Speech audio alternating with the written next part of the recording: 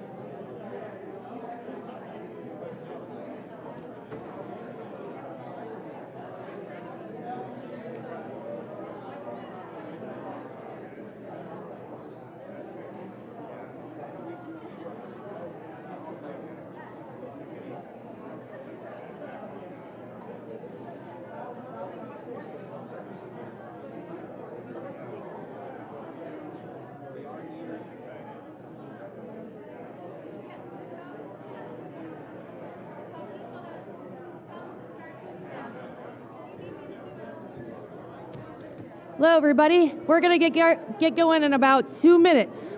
So please make your way to your seats.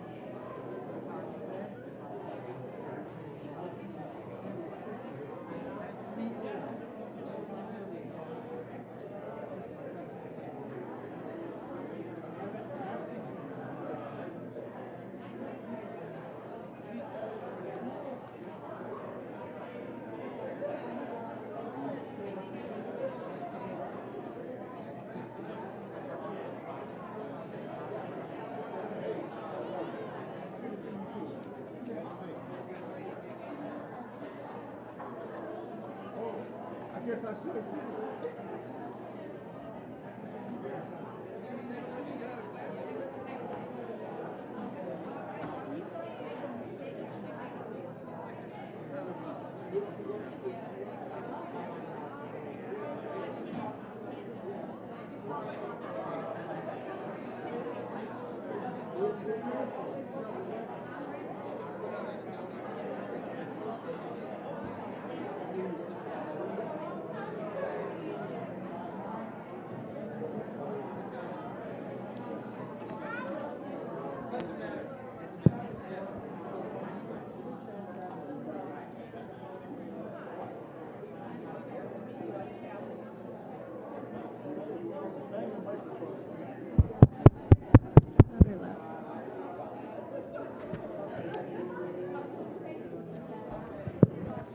Can everybody hear me okay?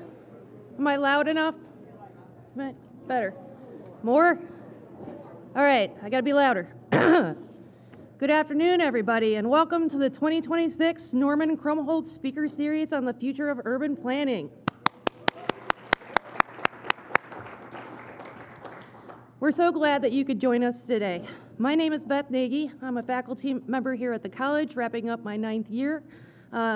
I'll be your host today. You'll see me throughout the program at various times.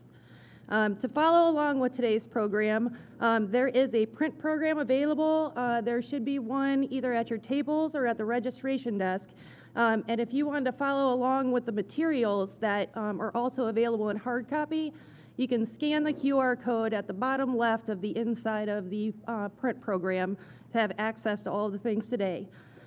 Also a streaming link, so if anybody couldn't make it today in person and they're asking, like, do you know if there's a streaming link? There is. Just go to the event page and you can find the streaming link, and there will also be a video available. We also have hard copy materials at the registration table if you don't have enough in front of you. I'd like to take a moment to recognize this year's Speaker Series Advisory Committee.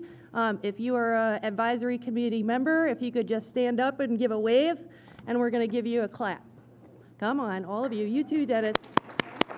Look at that.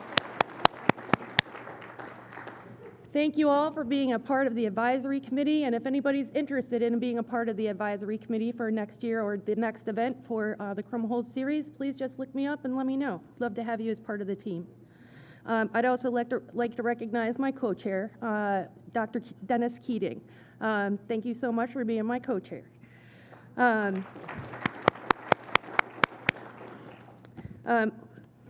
What an amazing group of people you are.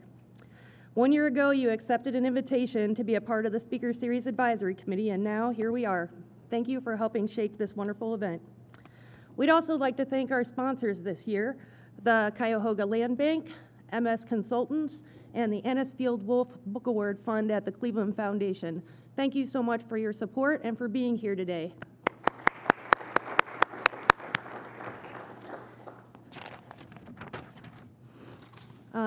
One of the things that you'll find on your table is a colored packet with Anisfield Wolf Book Award titles. All of those titles were award-winning books through the Anisfield Wolf Book Awards this past year or two. We hope that you enjoy some of the suggested titles. They're also for budding urban planning students, so not just for the professionals in the room. We'd also like to thank the Ohio chapter of the American Planning Association for recognizing this event for AICP certification maintenance. You know you can get your equity credits here. Our keynote speaker today is Dr. Sonia Hirt, Dean of the College of Environment and Design at the University of Georgia, Planning and Land Use Scholar. Dr. Hirt also has a personal connection to Norm and the city of Cleveland, and I'll let her and Dennis Heating tell you more about that. Following our keynote talk today, we will have a panel discussion about equitable housing in Cleveland with Tanya Maness, Adam Davenport, Dennis Roberts, and Terry Hamilton Brown. I'd like to thank you all for being a part of the panel and being a part of the event this year. Thank you so much. And before we go on, I'd like to welcome the Dean of the College of Public Affairs and Education, Dr. Jill Gordon, and Dr. Elaine Liu, Director of the School of Urban Affairs.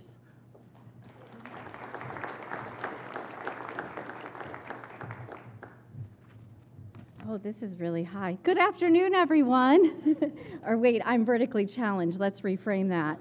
I'm really so excited to see so many of our colleagues from Levin, our students, and our community partners here to engage in this important conversation. You know, long before I had the privilege of joining Cleveland State University, and although my scholarship and my research is in criminal justice, I was familiar with the work of Norman Krumholz.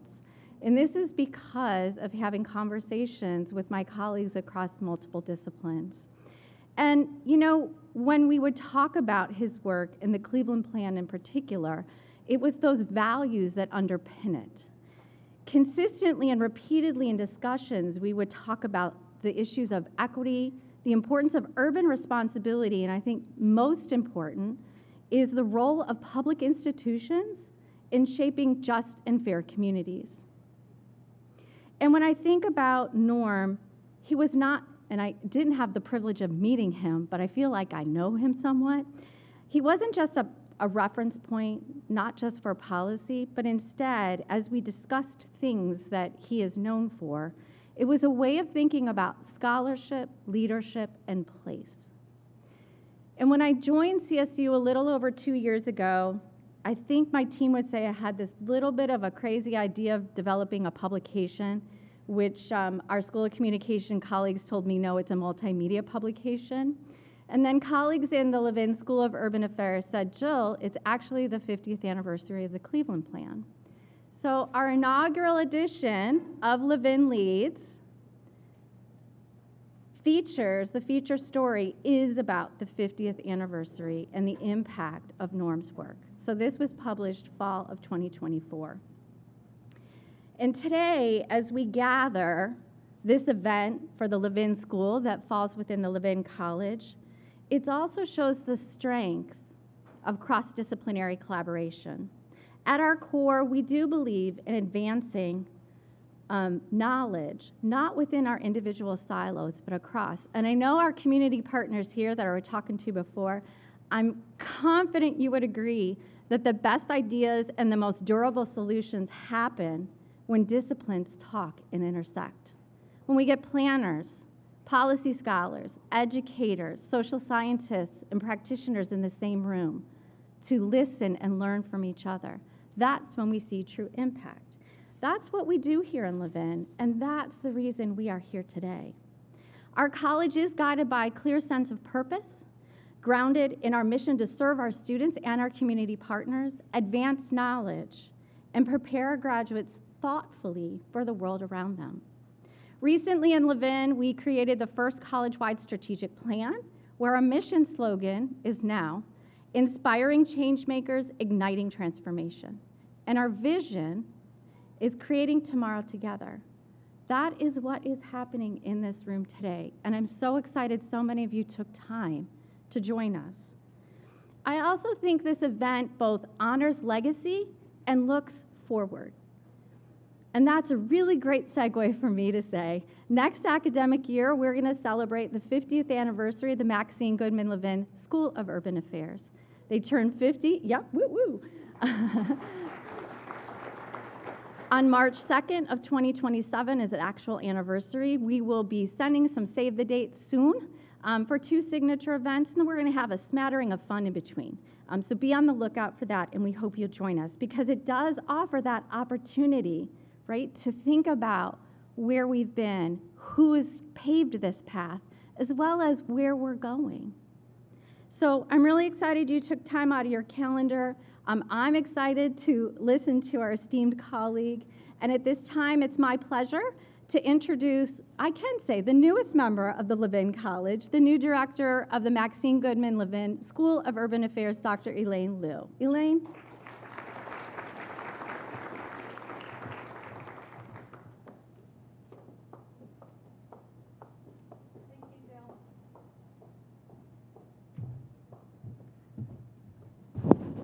Thank you, Jill, very much for welcoming to this community. And this is a place with lots of legacy and history behind it. So I'm very honored to be among practitioners, scholars, students, and my fellow faculty members here. What I would say is that I haven't had the pleasure, and I probably will not, I have the pleasure of meeting Norm, but I feel the same feeling that Jill mentioned. I feel connected with him in terms of idea. Over the 2.5 months that I'm here, this event has been on my agenda even before I took the job. So I often reflect on what does Norm represent to me. And I researched about history, I researched about this school, and what comes to me is that he represents the idea of equity planning. The plan that works for everyone in the community. And when I think about that, I often relate to what I wanted to do for this school. And I shared with many in the audience that I would like to see the school to be the national leading voice in urban transformation. The national leading voice in urban transformation. The number one thing for me in terms of urban transformation is transformation for who? And this is where Norm's idea comes into play. It's an urban transformation for all. So I think the way we go about doing that is through community engagement. Understand each member of the community, where they are, where they want to go, and how we can make it true. So engagement is going to be the number one pillar in my thinking of urban transformation. And the second thing I would say today is technology. And you will hear from me many times from this point on how technology transforms society and the community in a scale, particularly with AI, that we have never thought about or imagined before. So I want to put this on your map. Think about how AI or technology intersects with the society, with public administration, and public affairs. Last but not least, I will say the other thing that I really wanted the school to be known for is known for insights for urban transformation. High quality, applicable, usable insights for urban transformation. So these are the 3 things: engagement, technology, and insights. Through those 3 ways, I think we will be on the path to be known as the national leader in urban transformation. If you don't like what I say, talk to me afterwards. If you like what I say, email me with your ideas, and I wanted to collaborate with you. And my name is Eileen Liu. My last name is the first part of Lululemon. How about that? Now you remember me. All righty. Thank you very much.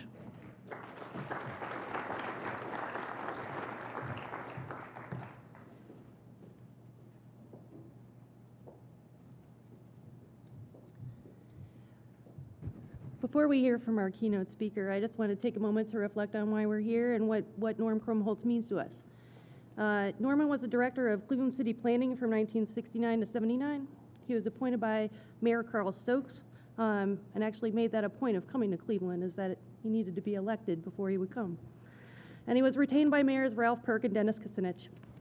Norm confronted the problems of poverty, racism, widespread unemployment, neighborhood decline, and high crime rates, to name a few. To address these problems, Norman introduced an innovative approach to city planning, equity planning. A city planning approach focused on ensuring that resources, opportunities, and benefits are all distributed fairly across all communities, but in particular, providing more choices to those who have few. He moved away from traditional urban renewal projects to prioritizing the needs of residents, such as affordable housing and public transportation. It is not enough for cities to be beautiful and efficient, he wrote. They could and should be just and fair as well. And planners should work towards human betterment. You'll see that quote, the previous quote, and maybe one more on the bookmarks that you may have seen at the registration table. For all of you, you can take a little piece of Norm with you, and that's the idea behind the bookmarks. We like to think of them as normisms. And if you have normisms from reading some of his books and his articles, please share them with us because we'd like to remember them too. We also want to recognize Andy Krumholz, one of Norm's sons, for being the designer behind the bookmarks. Andy, if you're watching from California, good to see you, welcome. If you're interested in more planner merch, please stop by the CSU APA office, our student chapter of the American Planning Association, to find your planning or APA goodies. To help us remember Norm, we were fortunate enough to have Lillian Curry provide an introduction and memory about Norm with us today. Bob, would you mind sharing that video?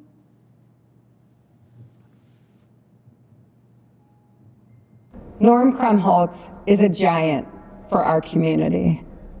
From the beginning of his work in equity planning and his first book, to 50 years later, writing The Future of Equity Planning, he has shaped a generation of students and planners and the way that people have thought about cities across America. He's helped us think about the people, how they're affected, how they benefit, not just the physical places in our community. He's inspired me individually as a leader and a mentor to think about the work that I do at the Cleveland Foundation. He has shaped how I think about how we should invest in the people and residents in our community. I had the privilege and honor to know him, to sit next to him for many years on the Cleveland Planning Commission, and to see how he fought for those who needed it the most. I often would ask myself, what would Norm think? How would he vote on this? What would he fight for? And going forward, I'm so proud that Cleveland State University honors his legacy and continues to inspire the next generation with his work, with his writings, and with his impact for our region.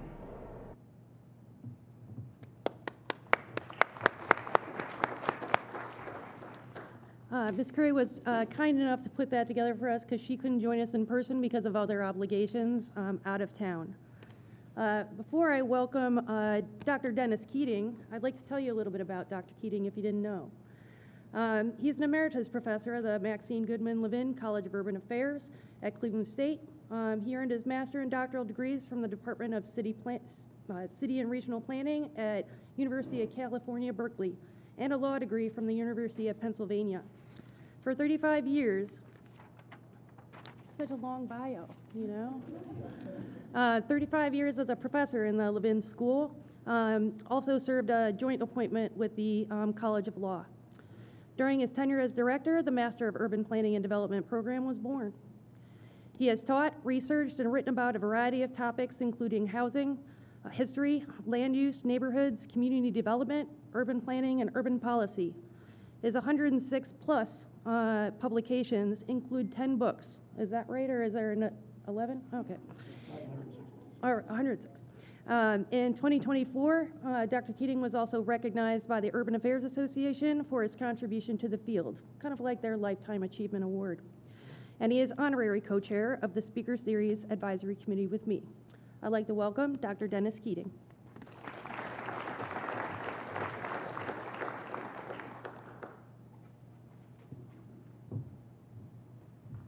Thank you, Beth. So I'm going to be introducing our keynote speaker, and we have a theme for this particular symposium dealing with land use, regulation, and zoning. Before I do that, I want to briefly review what happened, and the date was November 22nd, 1926, 100 years ago. We're celebrating the declaration of the United States Supreme Court justifying zoning and land use regulation in the United States, a case that came out of the Village of Euclid. And for those of you who aren't familiar with it, which probably is most of you, I'm going to give you a brief reprise of what happened before I introduce our keynote speaker. What Euclid did in 1922 was to adopt zoning. It was not the first and only locality in the United States, but its zoning eerily resembled what New York City had done in 1916.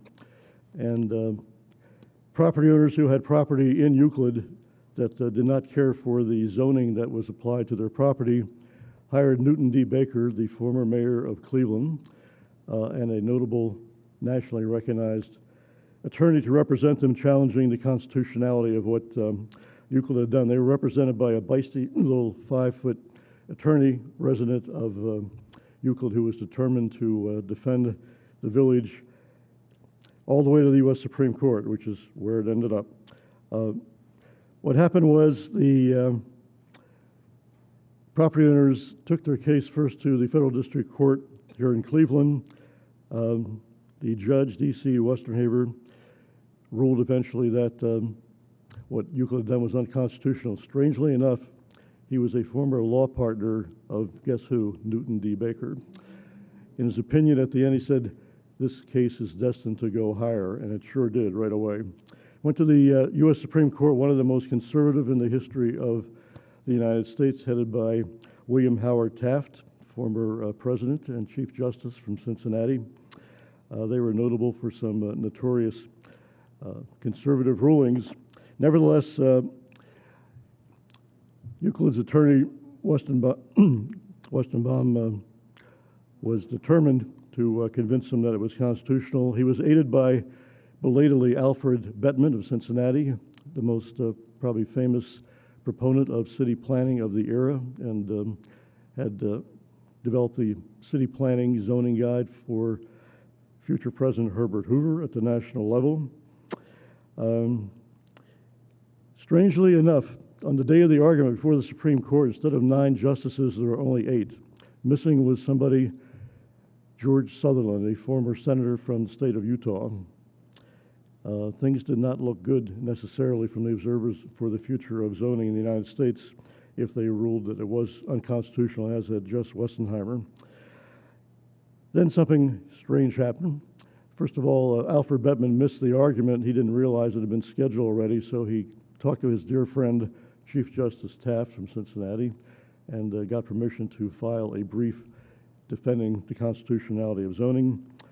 Second of all, in one of the more unusual events in the history of the United States Supreme Court, they scheduled a second hearing, and Justice Sutherland was there. I think you are getting the note that Justice Sutherland wrote the opinion of the court by a 6-3 vote, with a couple of conservatives, including the Chief Justice, William Howard Taft, siding with the majority. Sutherland, whatever you thought of his opinion, did uphold the constitutionality of zoning across the United States, and to the dismay of the property owners who had sued, trying to overturn the zoning. That has stood the test of time, although you're going to hear a lot more about zoning and land use from our keynoter. So let me introduce Sonia Hirt. She is the Dean of the College of Environmental Design and Environment at the University of Georgia. She's also the Hughes Professor of Landscape Architecture and Planning. Sonia got her degrees, master's and PhD at University of Michigan. Her PhD dissertation brought her to none other than Cleveland, Ohio, where she researched our city and therefore made the acquaintance of Norman Krumholz here at the Levin College. She's been a Guggenheim Fellow. She was a co-editor of the Journal of Planning History.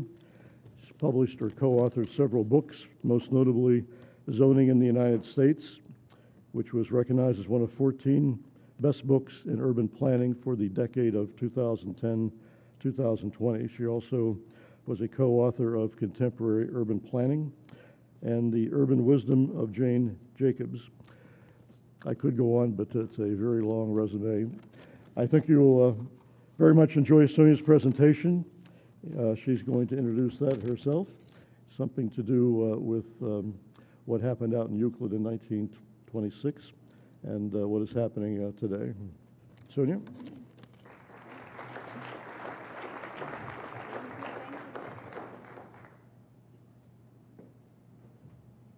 Well, thank you all for having me here. It's very much a homecoming for me today. So before I go to my slides and turn on my scholarly hat, I actually want to give you a little bit of a personal introduction, and I hope not to take more than 5 minutes. So I am from a small country in Southeast Europe called Bulgaria. I'm not making this up. This country does exist. It's actually 1,400 years old and is the second oldest nation state in Europe. It's ever shrinking because of aging population, but for bizarre reasons, in the year 1993, I applied for a for an internship for young East European professionals, especially architects, which was my degree, to come to the United States, learn Are you guys hear me? Should I start from the very beginning? Okay, I'm starting from the very beginning. All right. So to all who could not hear me, I came to the United States in the year 1993 on an internship, totally coincidental, having a degree in architecture, and again, for those who did not hear, coming from a very small Southeast European country. So when I showed up in the, when they said, so I applied to this foundation, which then gave me the funds to do the internship, and in the letter, and everything back in the day would come in letters, not by email, it said that I will be going to Toledo, Ohio. I immediately responded that Toledo is definitely in Spain, so I am not going to be able to do that. There must be a mistake. But it turned out after I purchased an atlas of the United States that there was a place which was called Toledo, not Toledo, Ohio. And so my first landing spot in the United States, a magnificent introduction, was a place that I had never heard of. So they immediately put me in employment, and my employment was to use my architectural expertise and redesign the interior of abandoned single-family homes in the United States to multifamily housing, and also hotels and abandoned apartment buildings, and so forth and so forth and so forth. So imagine my surprise in the year 1993, coming here. I have never been in this country, and actually immediately going to Detroit. I mean, that was my community: Detroit, Toledo, Cleveland, Columbus, Cincinnati. I got to tell you that it looked different than what we had seen beyond the other side of the Iron Curtain from Hollywood movies. So I got so surprised by it that I had to get an urban planning degree. So that's how I switched to urban planning. And so I applied to all the places that I knew, that the cities that I had visited, which included that I applied to Cleveland State. And I was accepted at Cleveland State, but it turned out there was not enough funding. I'm sure that you've never heard that one before. So the University of Michigan on the other side had full funding, so that's how I ended up there.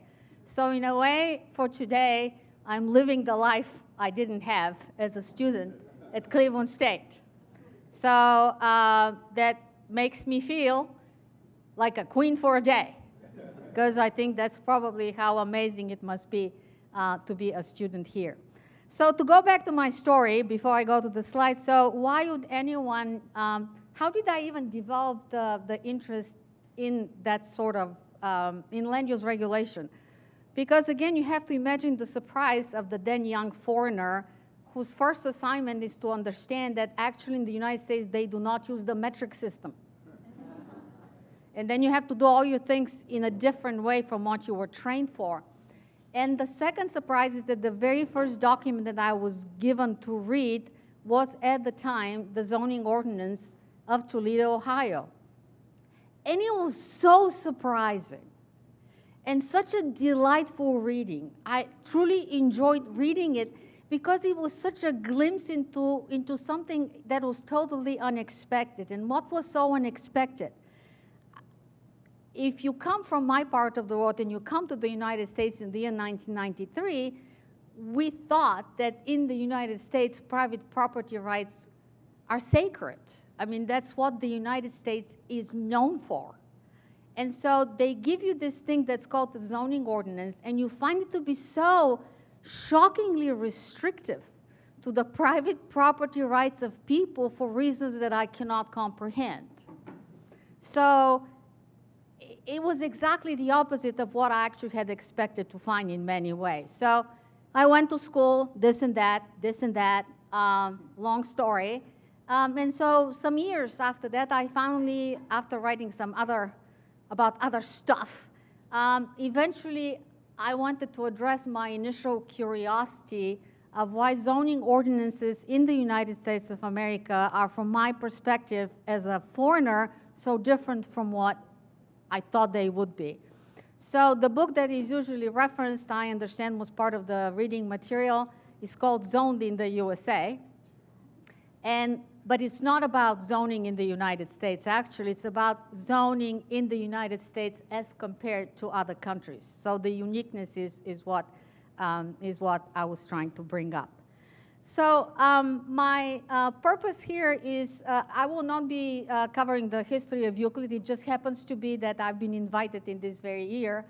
I would rather, and they're greater experts on me, Danny certainly knows by far more. So I would like to tell you how we got there rather than where we will be, because it's a very unusual story. To those of you who are probably have been educated through all the levels of the American planning education system, and you are citizens of the United States your entire life, this may seem routine. Like, this is how we do it. We have single-family housing areas, we have multifamily housing, too, whatever, commercial, and so forth and so forth. This is actually a very unusual system. If you see it through a foreigner's eyes, it's actually an invention. I don't know whether that's a good invention or a bad invention, because you're going to be the judges, but it is actually an invention. And this is the part of the presentation that I would like to, of the book, so to say, that I'd like to share with you. I also want to kind of say that I have received, of course, the book was published about 10 years ago, so you know, there have been all kinds of commentaries about it. I think the one that really touched my heart is many people, you know, we all know that we live lives very busy and so forth, and there's a real mental health crisis in this country, and you know, there's a whole crisis with people not being able to sleep at night. I have been told on many occasions that my book works like a sleeping pill with no chemistry. So because of this, I feel I have made a real contribution to humanity. All right, now on topic. So normally I'm very energetic and jump up and down, but this screen is way too high, so this is going to be a different choreography. Should I still keep this on? Who's the boss? Just use this one, okay. All right. Oh, and I just wanted to mention that I did have the opportunity to meet Norm. So that was one of the reasons I applied here, but regretfully, at any rate. You know, that's those second chances. I did end up at Cleveland State after all. So at any rate, if images are not given source, the majority of the images are from the early 20th century before Euclid, from a publication which was called at the time the Architectural Forum. So again, my point here is to highlight to you how this idea that the single-family home is a separate type of a residential experience, and therefore it deserves its own place in the world, protected from others, is actually a very unusual idea. It doesn't mean that there are no single-family homes in other countries. Of course there are.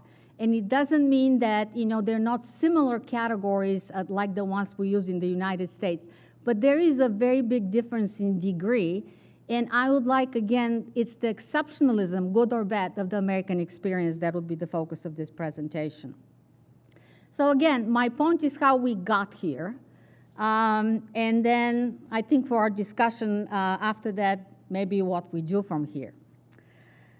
So this is the eternal, infamous excerpt from the Euclid versus Ambler case that I think most people recognize best. I'm trying to go here with the Cleveland green, and it's a little softer than I thought, so can people read the green? Okay, because that was supposed to be the highlight, but now it appears to be paler than what I wanted. So anyway, the key point being that the development of detached house sections, that is single-family homes, is retarded by their mixture with apartment housing, and therefore it could result in the destruction of the entire section of private house purposes. And again, the infamous quote that an apartment house is a mere parasite when put among single-family homes that apparently were perceived as something so different. That, of course, was not always the case. Indeed, it's actually an innovation that happened around the beginning of the 20th century in the United States. So, I mean, this is kind of the very stereotypical result of the zoning regulations that we have been writing for over 100 years. I know, you know, the urban environment is much more complicated than just this image. But you don't have to be a world traveler to know that it's actually quite unusual. It doesn't happen just because of land use regulation. It happens obviously because of politics, economics, culture, real estate. I mean, you know, no one thing in the world can be explained by one factor. But the way we regulate land use does have something to do with it. It does play a role. And I think that most people would say that this is a perfectly reasonable argument to make. So in the parts of the world that I come from, so anyway, so that was my chief claim. So this is the whole thing, made in America. Just keep this in the back of your mind. So where I come from, that happens at the bottom to be Belgrade, which is in Serbia, which is like, you know, next door. So I actually grew up in one of these socialist-era housing estates that supposedly everyone hates, but, you know, they kind of worked, and I have a whole story about this. What you see above is something that often Americans, because we are sort of an offspring of not all of us, but, you know, a part of us, from Britain, we compare ourselves, but these are actually suburbs in London. So obviously people can share common traditions in other aspects of life, but in terms of how we live, what is the most, the most common way of living in your home, how it looks, what structure it's positioned to, the difference between this, obviously, and this, and again, these are a little stereotypical because not everything looks exactly this way, is actually there is a very, very significant contrast.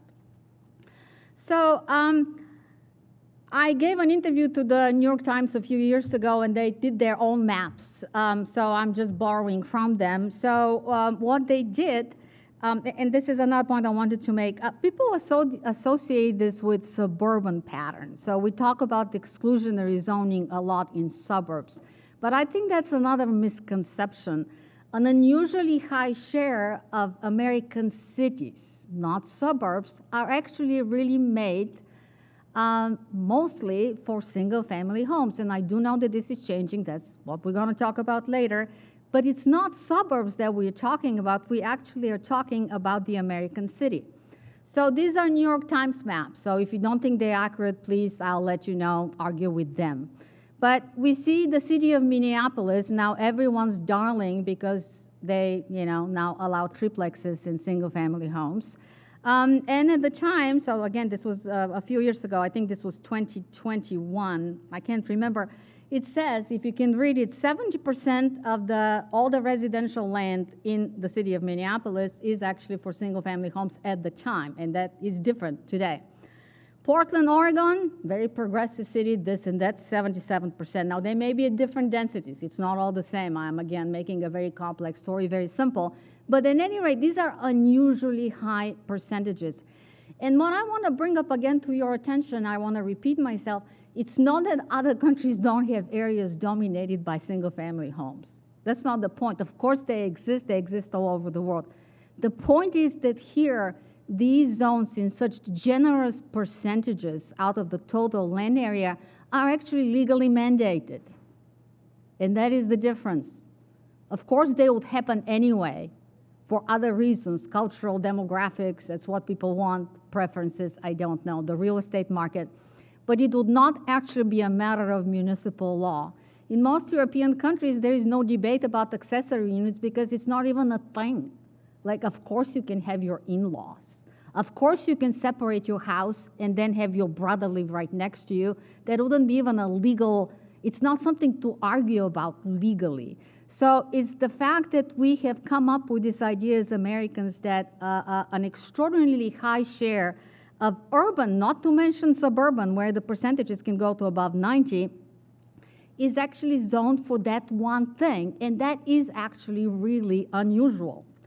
So again, from the same article by the New York Times, in Chicago, 79%, again, this maybe it's a little bit down, but it ain't going to be something dramatically different than what it was when the New York Times published this. Seattle, 81%, and I don't recall Cleveland being in the same article, but at any rate, I'm sure that you know your percentages.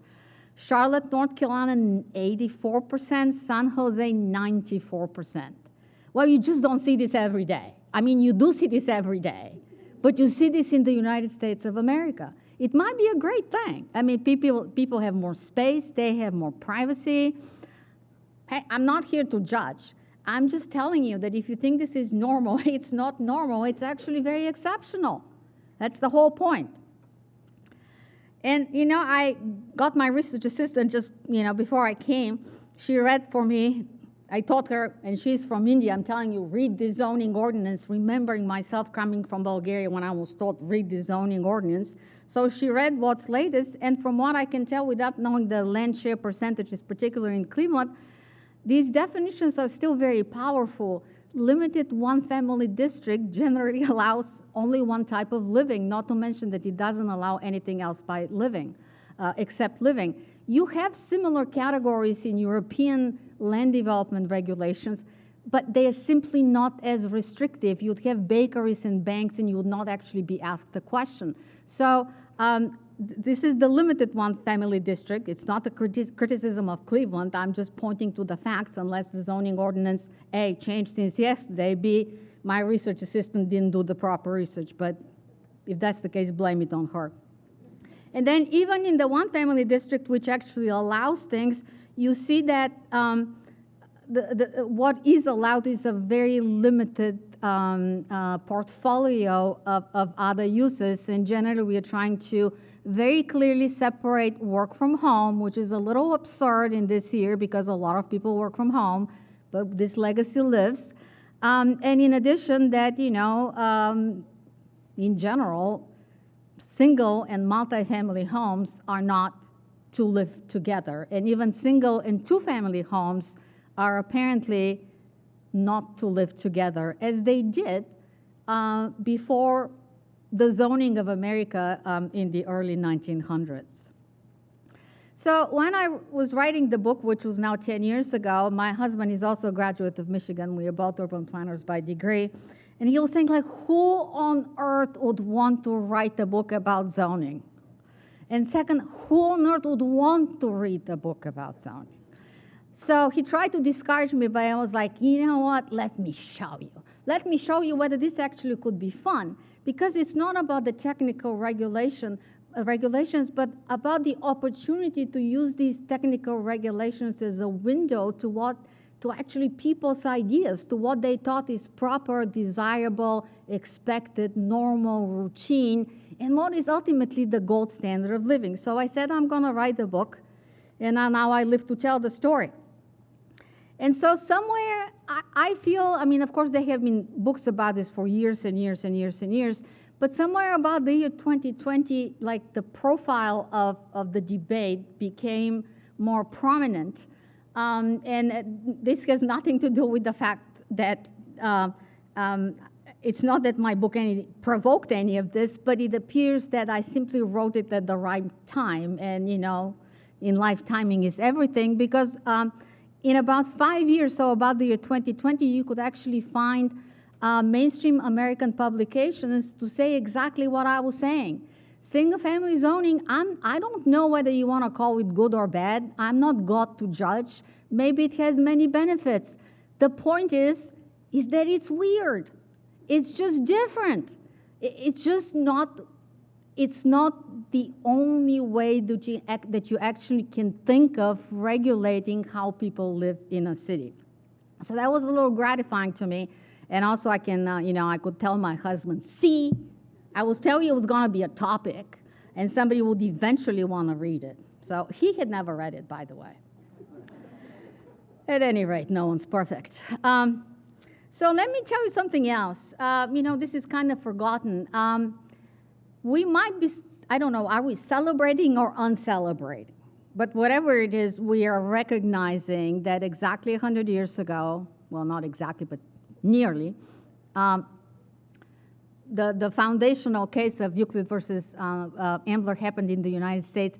There is an 150th anniversary also to be celebrated, and it's something that actually occurred in Germany.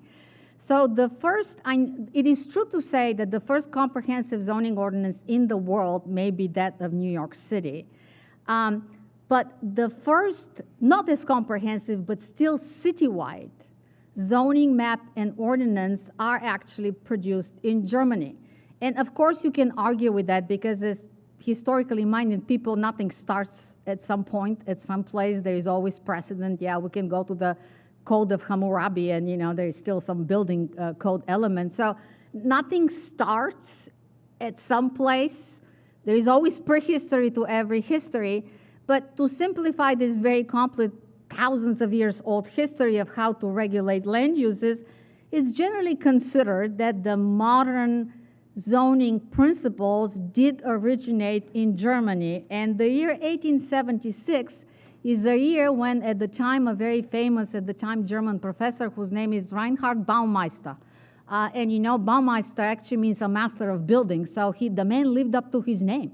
So he actually wrote this gigantic book, which I have not read. I had to get my daughter to translate parts of it from German. So he wrote this enormous book in which he was saying something is happening during these industrial times, that we are observing a natural separation, for example, of industry, warehouses in Germany, housing areas. It's happening anyway, but we're allowing it to happen without much thinking about it. So it's happening anyway. Let's actually think about it. So he first advocated that municipalities, obviously initially in Germany, would actually have regulations that would vary by district. And this is why it's often considered that in modern history, modern Western history at least, the first comprehensive, I don't know how comprehensive, the first kind of forward-thinking proposal that, you know, we should regulate cities by land use, and the regulations should vary by area. So that was kind of revolutionary at the time. So it took Baumeister a long time to actually convince anyone to do that. It was a big deal. So although his book was published in 1876, so this makes it 150 years old, the first city that adopted it, and this is widely considered the first citywide zoning map in the world, at least in the Western world, is actually in Frankfurt, Germany in the year 1891. And it very much looks like our maps today somewhat. So I guess, you know, you can see the lineage. But it's all about the, you know, the devil is in the definitions. I once wrote an article with that very title. If you read the definitions, they are not our definitions. And of course, this is the year 1891, so of course their definitions could not have been the same. But certain things that are obvious, and you can't tell by the map unless you read the text. For example, the area that is dark blue in the middle was already very well developed, and there were practically no land use regulations there, because what would you do? Kick them out? It was too late. Pretty much like New York in 1916, first comprehensive citywide zoning ordinance in the world, but they didn't have a single-family zone. They don't have a single-family zone in New York until the 30s. What would you do? Where would you put them? It was already too late. So in Germany, they tended to not have strict regulations for the central areas, and regulations became more intricate only for the periphery, where there was an attempt to separate larger estates, kind of the bourgeois places, from the working class. But again, the regulations were extremely fluidly interpreted, and although one is tempted to say, oh, probably the light green is single-family homes, if you bother to see what it actually says, from today's point of view, it's a mild form of what we call today a mixed-use district, because all their districts were mixed-use. That's how people lived for the majority of human history. Do you think actually people could live in a place and not do business? In the 17th century, it was absolutely impossible. If you have to go back in history and try to explain to somebody in the year 1850 that, we need to mandate that you live here but you work elsewhere, people wouldn't understand what you're talking about. So anyway, so it's an aberration in history and also in geography. So it was a very difficult process to actually accept the very idea to the United States, for the very simple reason that I tried to share with you when I came back from another country and they gave me the zoning ordinance. I thought in America that would definitely be impossible, because it contradicts everything I expected about the freedom of property rights. So Lawrence Vailor, those of you who know history, one of the most famous housing experts of his time, in 1914, having read every document possibly existing about German zoning, at the time considered the most progressive, one of the most progressive urban ideas at the time, in 1914, only 12 years before, Euclid made the following statement: it ain't never gonna happen in America. People are not gonna accept it because they will never accept that the government would actually be telling them and putting these restrictions on private property. So in 1914, so Germany has already more or less zoned its big cities. It went to Switzerland, to Scandinavia, the Russians are zoning. The English always a little late to the game. They come in like 1913 or something. But anyway, it's already an idea that is powerfully spreading. So in 1914, our greatest housing expert here is saying that, I won't read the whole quote, but in short, oh, we have cast longing eyes at the shores of Germany, and not understanding what is wrong with us here, that it would be impossible for us to engraft upon American civilization the otherwise well-established principle that has been operating in Germany for generation or more. And so why? Again, because, and that's actually why in New York they didn't have a single-family zone, because it was initially thought that it wouldn't be legal. They were right. It took them 10 years to figure out that that's legal.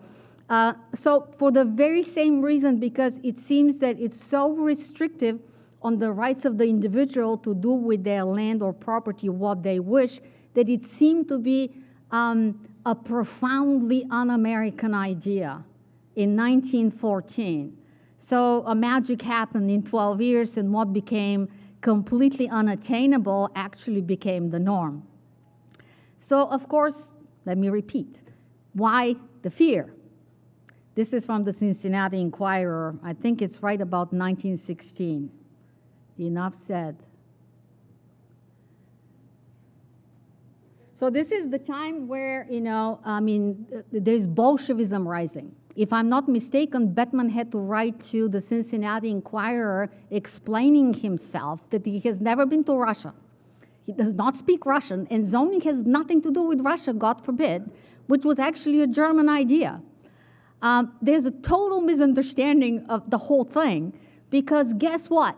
The big Russian cities of the Russian Empire, Moscow and St. Petersburg, had something like zoning. And you know what? When they turned communist, they abolished it. Why? Because zoning only works if the government also owned the land, like urban land was owned, it was nationalized after 1918 in Russia. They didn't need zoning. They owned the land. Why bother write regulations? The state will say and build as it wishes. So as a matter of fact, zoning is not only communism, but zoning is something that exists in capitalism because all it does is actually regulate the initiatives of the private sector, who is the chief city builder. If the municipality or the state in some form was your chief city builder, the municipality or the state doesn't have to regulate itself so strictly because it is itself. And one does not need to regulate oneself the way one regulates others. So this was a total misconception, but anyway, you know, people were afraid, so there was opposition. And yet, how did it work? Through what we do know to be very powerful aspect of planning, through a lot of storytelling. It took decades to convince the American public that what could be a foreign idea actually could work on American ground and is not an anti-American idea. So you can go through all kinds of records in which you know examples, both visual and textual examples of how the story was made, how they made something which was fringe and seemingly anti-American to something that actually became the essence of a type of an American dream. And by the way, the word American dream, people think it has been forever, but it kind of dates since 1928. It's another publication. So anyway. So what is the problem with the picture? Why is this development not harmonious? There is nothing really wrong with it. I mean, there is no litter. I mean, it seems perfectly fine. The problem, obviously, is that you had single-family homes, and then next to it, a multifamily home. And again, this was not a good idea. So this is pre-Euclid, so there is a lot of propaganda when you take something which is a fringe idea, of course, every time in human history, until you make it into the mainstream. Chicago, again, this for some reason, it was happening in Chicago pre-zone, so certain separation was already occurring, you can see by the type of structures. But again, they're arguing harmonious development. Is that development, here is a great example for you all, this is like, I don't know, 1918 or something, a clearly defined separation between private residence and apartment. At some point, apartments were actually not called homes. They were considered commercial property, depending of where you are. Propaganda exists in various forms. Now I'm going to use Georgia red because it's more dramatic than Cleveland State green. But if you actually read texts, including from the architectural forum textbooks that were written at the time, the idea of who would want to live in this monstrosity anyway? I mean, it's just bad. And so the idea was, you know, on one side, it's so many publications, you have these beautiful, pristine single-family homes, and then you have this multi-headed thing. And the idea that this would come and mess up with the peace that exists, when these are terms that exist in text, I'm not making them up. So it was like, somehow the idea was portrayed that if you already have an established area with single-family homes, even if you don't have something so enormous, but the multifamily homes do come, it's like it's like declaring war. You know, we must evacuate. I mean, if they become, it's an invasion. So we have to evacuate. It's like a warlike setting. It's a very dramatic way of portraying it. But storytelling, as we know, all planners, is very powerful, and eventually they told a better story. So a lot of the propaganda or storytelling, depending on your point of view, actually was focused on the idea that ultimately the best way for American society to prosper is to ensure the autonomy of the basic unit of the society, which was the nuclear family at the time. So images like this are everywhere. This kind of traditional Hollywood-looking couple, everyone would want that. I mean, who would want that? I mean, if you could, of course, and you can afford it, have that. In an article that I have not yet written, I discovered that in the Architectural Forum and in other publications from the time, a lot of it actually had to do, it was presented so, whether it was presented or misrepresented, that I don't know because I haven't written the article, and the article one day will be called What Women Want. Because a lot of the argumentation was around the fact that, you know, at the time when mostly males were going to work, you know, it's safer, and actually we're doing this for our women. It was almost kind of a quasi-feminist project, if that's hard to imagine, but it was. And look, I love these particular images because see how the architect has the woman in mind. It's for her safety that we are doing it. So it's kind of a counterintuitive story about women and single-family homes, which, of course, Jane Jacobs strongly argued about, and we have been arguing against since the 1960s, but at the time, again, that was one of the original rationales. We are protecting the family from intrusions, safety, for health, and so forth and so forth. So the language that was used in Euclid is perfectly common. It developed in state case law over time, and with fairly similar language. So the last quote is, of course, the famous, infamous one, apartment house is a mere parasite, but the New York Board of Estimate, which, was contributed to the New York zoning ordinance from 1916, was saying the same thing 10 years before Euclid. The protection of the home environment is vital to the welfare of the state. Random quotes, because there are quotes all over. From California, the year before Euclid, the Supreme Court of California, the justification for a one-family residential zoning may be rested upon the protection of the civic and social values of the American home. And this is my point. So you take an idea which was perceived as violently anti-American because it was restrictive of private property rights, but you Americanized it and made it familiar and actually a beloved instrument we have lived for over 100 years with now, because it was such a state priority to live in that particular way that Americans were expected to just put up with the regulations. See, one state priority, the preservation of the home environment, took precedence over another American priority. They were two different American dreams and somehow reconciled each other. And so at the end, that one won, and the rest is history. But just to bring you to my point that this is not like how it happened everywhere at the same time.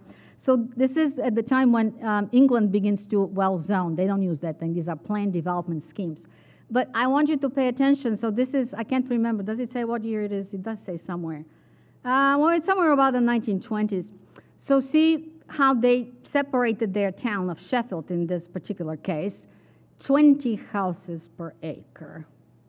24 houses per acre, 20 to 22. So several houses per acre, not necessarily. So there were restrictions that would say if you have a row of 8, then you have to have a break. And then you're going to have another row of 8. But there was no, at the time, idea, it had not occurred to the English mind that you actually would be mandating somehow that every unit is its own universe. It had not occurred to the British mind, and the reason that we know it had not occurred to the British mind, for example, is this was one of the greatest British housing experts at the time visiting the United States in 1923, so this is 3 years before Euclid, and here's the quote. So from the British point of view, not the least interesting feature of a U.S. zoning ordinance is that unit areas are allotted to one family. So do you feel his sense of wonder? He thought of this as being unusual because it was unusual. That's what I'm saying. It's made in America. Not that other countries don't have something similar, but really like we've contributed here to innovation. So there are many other reasons why this was done, pre-Euclid, and I won't go over them. So economic, a lot. So there was a lot of conversation, storytelling, that maybe this was true, that we have to protect the property prices of the single-family homes. If invasion happens from other types of units, and there was actually empirical evidence at the time they had collected in New York, value goes down, so there's an economic argument. Of course, there was a lot of racism. This is Jay Krumholz was a civil engineer in Baltimore around that time, 17, I can't remember. And they were saying, well, gee, I mean, okay, so if we can't, because at some point it becomes, a lot of the southern cities, instead of having one family versus multifamily, they just had black and white. I mean, why? Let's just be obvious. But at some point in 1917, I believe, correct me if I'm wrong, there's a case that you actually cannot specifically separate people by race. So at that time in Baltimore, a southern city at the time, was saying, well, okay, then I just won't use black and white, since that's what you're saying. I'll get to the same thing. So I'll have my one-family homes, and then I'll have my tenements, and I'll achieve exactly the same thing as if I did this by racial segregation. I just don't be so explicit about it. So this is eternally present, of course, in those early debates. People sincerely believe, Robert Whitten was the author of the first, I'm concerned whether he's not actually the author of the first zoning ordinance in Cleveland as well. He definitely is of Atlanta. So this is, he honestly believed that this is for social peace.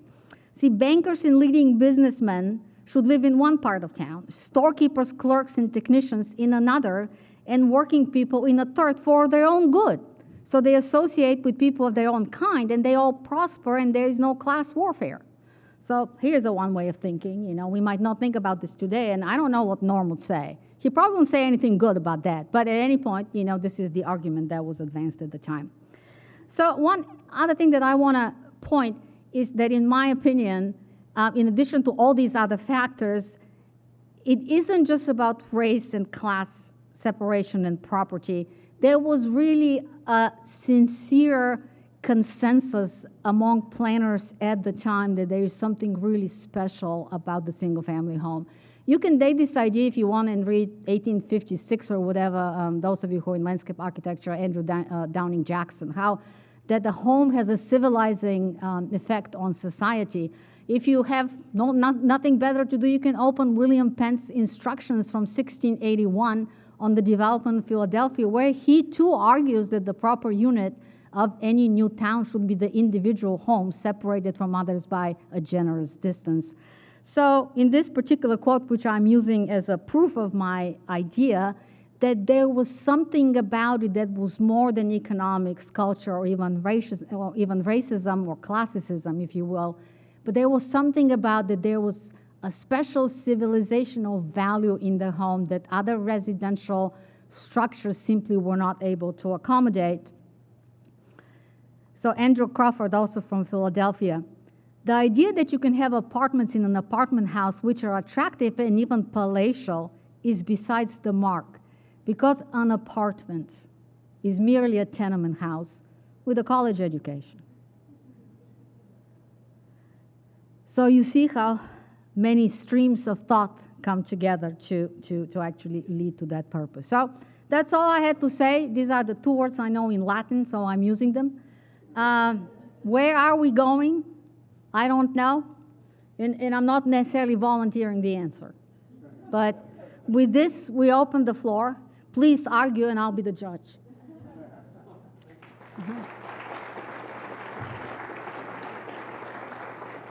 So do you want to handle questions, or should I do it from here?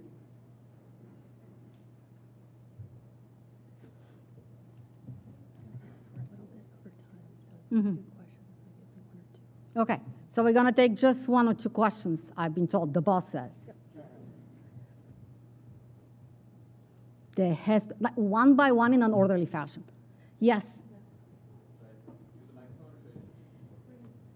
I can hear you, I don't know. Okay, go right ahead.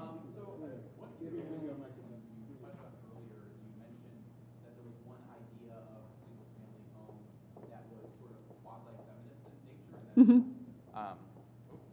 Does this work? Okay. Mm-hmm. And that it was prioritizing the safety of mm-hmm. women in mm-hmm. society. Mm-hmm. To me, it seems a little bit almost like the opposite in mm-hmm. a way, in that it sort of like, as you mentioned with Jane Jacobs, mm-hmm. was mentioned later on, that it puts women separated from mm-hmm. each other mm-hmm. in their own place mm-hmm. among with the rest sure. of the head of family's property in mm-hmm. the home, which is very neatly mm-hmm. separated from all of the other men.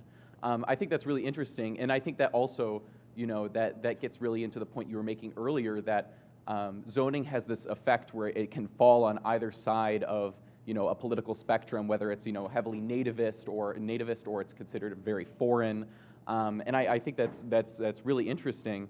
Would you agree that mm-hmm. in that with the statement I made at the beginning? Well, absolutely. So you're now asking me you're asking me a question about that article that I said I haven't written.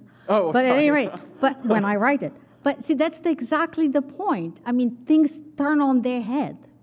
Yeah. I mean, the storytelling that this favors the family and the safety of women was very powerful, as it was at the time. Now, they didn't know the effect. I mean, we are different people, values have changed, but at the time that was actually a powerful argument. It was not invented by the first, as they call them, the zonists, the ones who, all you have to do is read Catherine Beecher, the treatise on the domestic economy, and make just, of course she was talking to middle class and upper class women, but show me one place in that very famous book, which some people consider early feminist, some people consider early anti-feminist. I mean, I don't really know. The point is, every time she thinks about it, she imagines them in a single family home. So it's one of these paradoxes in history that definitely deserves its own article. I just haven't quite gotten there. That is fascinating. Thank you, and I'm so excited to Absolutely. read that article when it comes out. Okay, well, so am I. I'm interested, yeah. Okay. So are you. Another question, perhaps, and then we party together.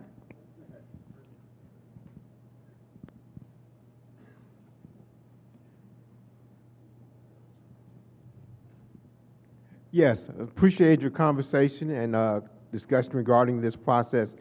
But now we're in a point in America where we're experiencing population decline. So now it's almost like this may be relevant for where we are. What do you think about where America is going with regard to population decline?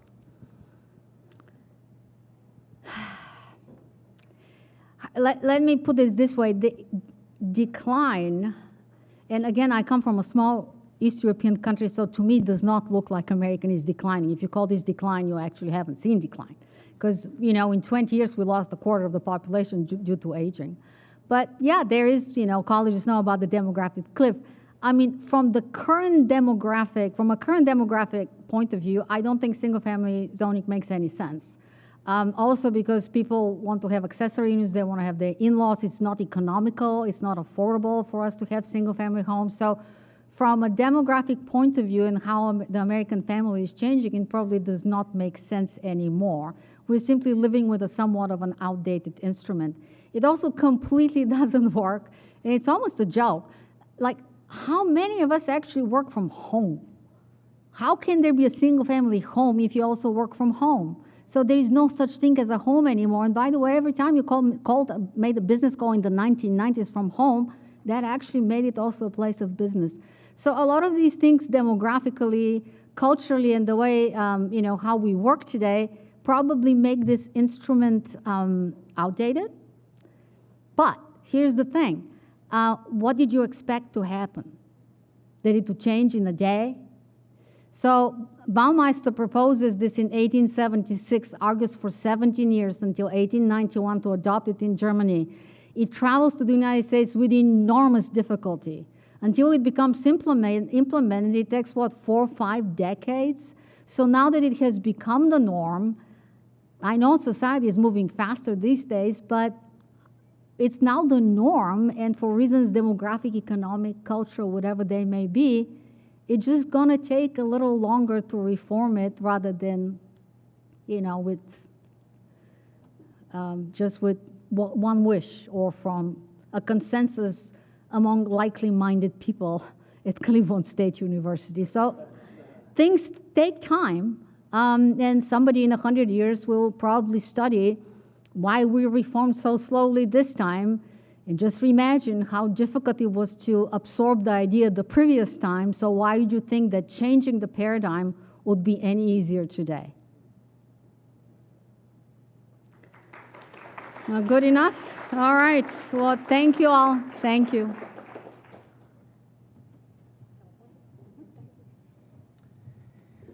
Another round of applause for Dr. Hirt.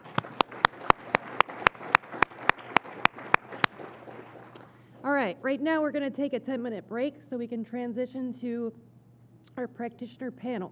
Sorry, I have dry spot here. So let's take a 10-minute break. We'll get set up and we'll bring you back for more.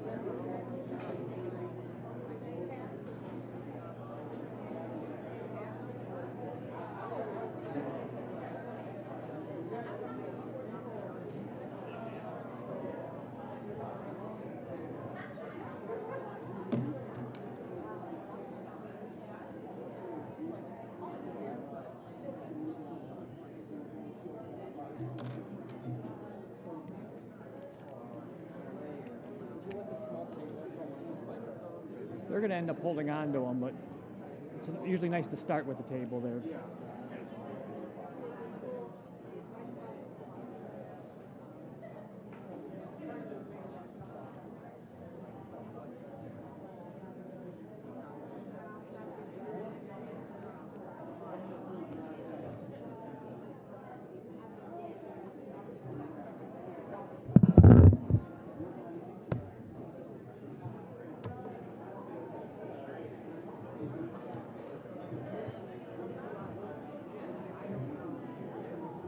You're going to want that. Is that right? That way? Reminder for you to share with your panelists. Okay. Turn the microphone on. When it's green, it's working. Okay. You don't need to bang on it. Okay. Sorry, that one No, was they different. don't need to bang on them. Okay. When they're talking into them, they need to talk into them. Okay. Not over them, not next to them, not gesture wildly with them. Because again, people in here may or may not be able to hear. People watching from home will not hear. Okay. And you're going to have how many people up here? There's going to be 5 of us. So 2 on one side, 2 on the other. Well, we've got 5 microphones, so they each have their own. Okay.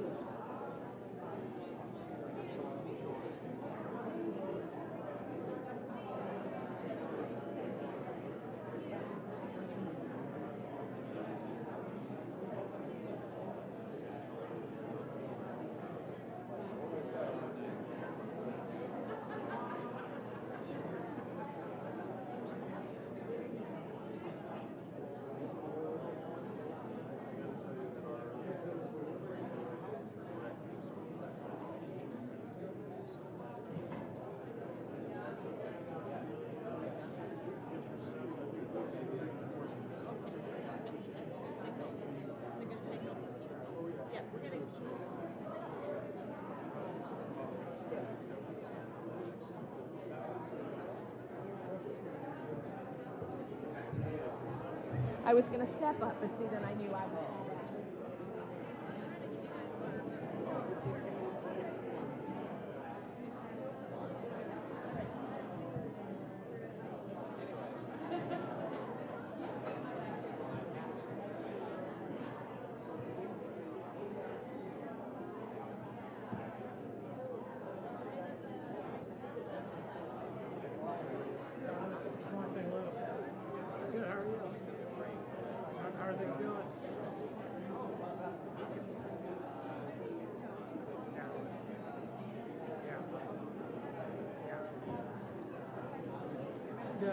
Yeah, I'm over at Village of Euclid, so not too far away.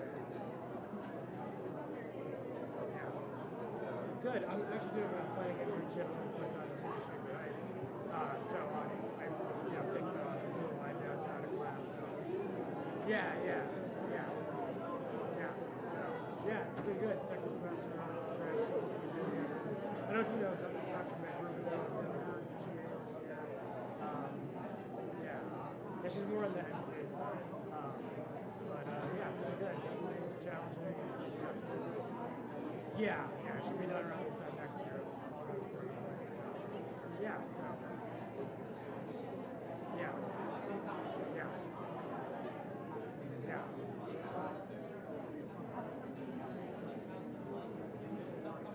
Yeah, so I've been helping out with like the managing the bike lane and some things with the Lee Road, actual land and all that.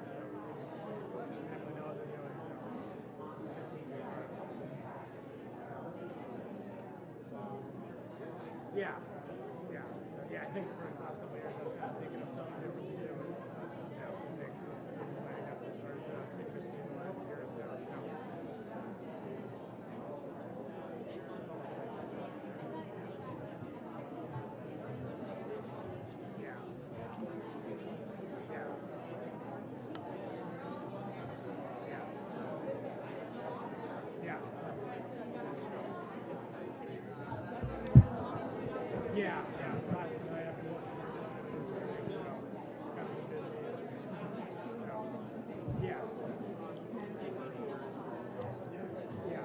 Definitely change the pace.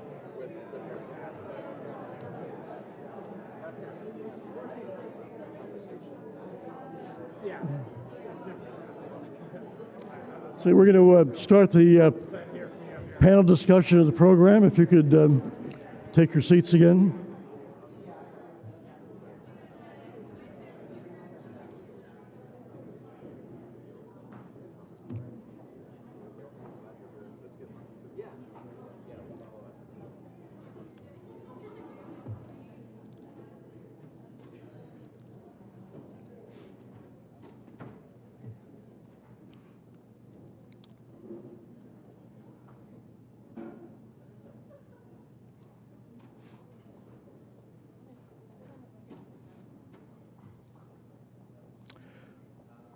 So I want to thank Sonia again for her keynote.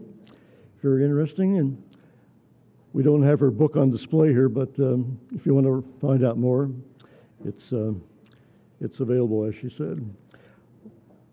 Before I introduce the panel, I'm going to point out on the table, I think, most tables anyway, I compiled a list of the many articles and books in the last several years about reform of zoning, and in particular, most notable beginning in the city of Minneapolis, which has gotten a lot of publicity, attacks on single-family only zoning as restrictive, and also the need for more housing here in Ohio. The most recent report a few weeks ago showed that Ohio needs something like 230,000 units of housing, affordable housing, for people that are paying either too much or simply can't find housing at all. One approach to that is to relax the zoning for single-family housing to allow a little more dense housing in those neighborhoods, and in some cases to abolish single-family zoning altogether and substitute some kind of mixed zoning appeal. And I've listed here in a couple of pages the many articles that talked about that, particularly the need for affordable housing. Here in Ohio, City of Columbus is the most recent to do a complete overhaul of its zoning, but also other cities, some of which Sonia referred to, Seattle, Portland, Toronto, as well as Minneapolis, are all in the process of doing that. And a whole movement has emerged as opposed to NIMBY, which saw many neighborhoods oppose any kind of denser housing, or any new housing for that matter. There's arisen a group of YIMBYism, people who favor more housing, and in our case, and for the sake of the panel discussion to follow, the need for more affordable housing in areas that otherwise were unattainable for people that could not afford a single-family house on a large lot. So with that, I'm going to introduce our panel. If I did their bios, that would be probably the rest of the program. So if you want to learn more about them and their organization, on our website we have more complete bios. Also, if you just simply go to their organization's website, you'll learn more about them. In no particular order, our panelists are Tanya Menes, a graduate of our college, President and Chief Executive Officer of the Cleveland Neighborhood Progress, as well as other things she's done in the past. Dennis Roberts, Chief Strategy Officer for the Cuyahoga County Land Bank, which is a sponsor of the social that will follow the program. Terry Hamilton Brown, also a degree holder from our college, Executive Director of the St. Clair Superior Development Corporation, and who's held many housing and redevelopment posts in the past. And Adam Davenport, also a graduate of our college, Manager of Neighborhood Planning for the Cleveland City Planning Commission. They're going to talk about equitable housing. I think on your table you have various definitions that we came up with of equitable housing, which obviously includes also affordable housing. They are going to be moderated by Beth, who will carry on, and all yours. Very good. Can you hear me okay? All right, thank you. Well, good afternoon, and thanks for being here today, panelists. Glad to have you. We have a few questions that we're going to ask, and everybody's going to get different amounts, about 5 minutes to respond to each of the questions. Who knows where that will take us, though? So we're a little off schedule. We hope to be on schedule, but what happens, happens. Welcome, and thanks for being with us today. And as Dr. Keating said, this is in no particular order in terms of who responds at what time. So whoever feels like volunteering for the questions, please feel free to jump in. So let's start with equitable housing. So equitable housing is a term that's used a lot in planning and development. But what does equitable housing mean to you? How would you or your organization define or describe equitable housing? Anybody want to take a stab at that one first? I'm in the end. I'll start. Thank you. And I figure if I start, then I won't have to. Sorry, I'm just joking. Because we talked about this. We met and we talked about it, and I think we had a lot of good ideas that came out of the discussion. But largely, how we all looked at this, and I would say specifically at Cleveland Neighborhood Progress, we look at equitable housing, is we look at the whole neighborhood. And that while obviously safe, affordable housing is a foundation and is critically important, we really look at it in the context of much of the talk that we just had about zoning, that really a mixed income, mixed use neighborhood where all different types of housing types exist and all different types of people can coexist really creates an equitable environment. So when you look at places where people can easily, where they can safely walk and recreate, where they can access the amenities that they need to live, where there's public transportation, that in and of itself creates equity. And then you layer on top of that, which I think many of my colleagues here focus more on the housing piece, the fact that it should be an environment where somebody can live in, I guess, one of those horrid apartment buildings that was talked about, to all kinds of housing types and single family and duplexes and other things. So that's how we would define it. So let me underscore a couple of those points, and I agree with Tanya's primary thesis. You really can't, in my opinion, have equitable housing unless you have an equitable system. And fundamentally, it seems to me that people who live in historically disinvested areas have to have access to the same core conditions that exist in successful, thriving communities. In many cases, that's safety, right? Physical safety, psychological safety. They have to feel like they're being heard.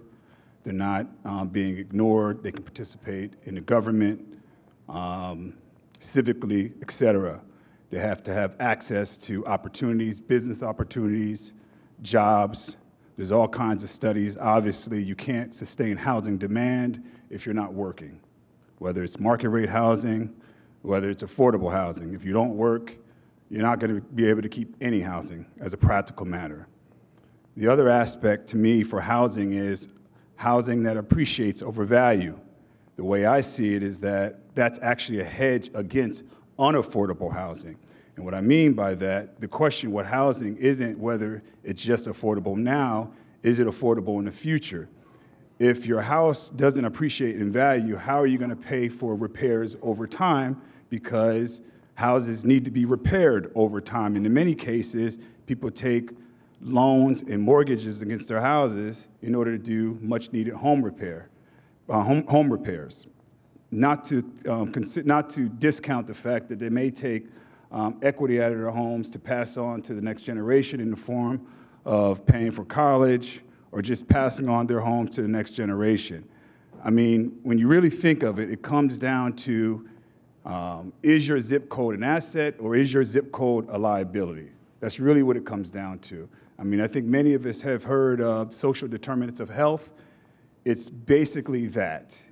Is your community helping you live longer? And is it helping you live a better life, or is it working against you? To me, that's fundamentally what equity is all about. So I agree with Dennis about making sure neighborhoods are healthy, safe, and good places to have good quality of life. But the question is about equitable housing specifically.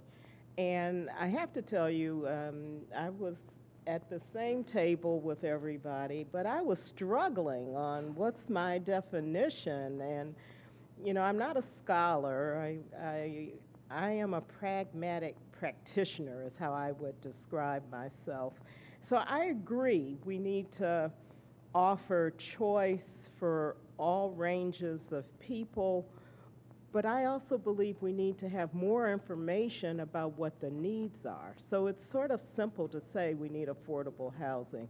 And maybe as part of a takeaway after we left our meeting, I started thinking, because Beth said come up with specific examples. When I was at the Housing Authority, we needed to house families with large numbers of kids sometimes, so larger families. It's going to be affordable because the Housing Authority is helping, but there are not a lot of places where you get 6 or more bedrooms. So when we're talking about equitable housing, it's more than talking about who has access. It's more than just being affordable. It's what is the type of housing, I think. And for that, we need to know what's needed in that neighborhood, in this community. And I do believe we should provide a range of options in all of our neighborhoods, right? And not that we are causing certain size families or demographic of people to have limited choices, right? And that's part of the equity conversation. Types of ownership, right? Sort of the zoning conversation we were just having about the single-family homes. It's not necessarily a single-family home that's the issue, right? It's can you rent a single-family home, right, in a variety of neighborhoods. So the ownership type really matters. And where I am currently in the St. Clair Superior neighborhood, we're challenged in many ways with a deteriorating housing stock. You know, much of it was built very early on, you know, before 1935. And because of what Dennis just mentioned about the lack of home repair or good maintenance, it's in bad shape. But that creates an opportunity for rehabbing it. Now, the question is it for sale? Is it for rental?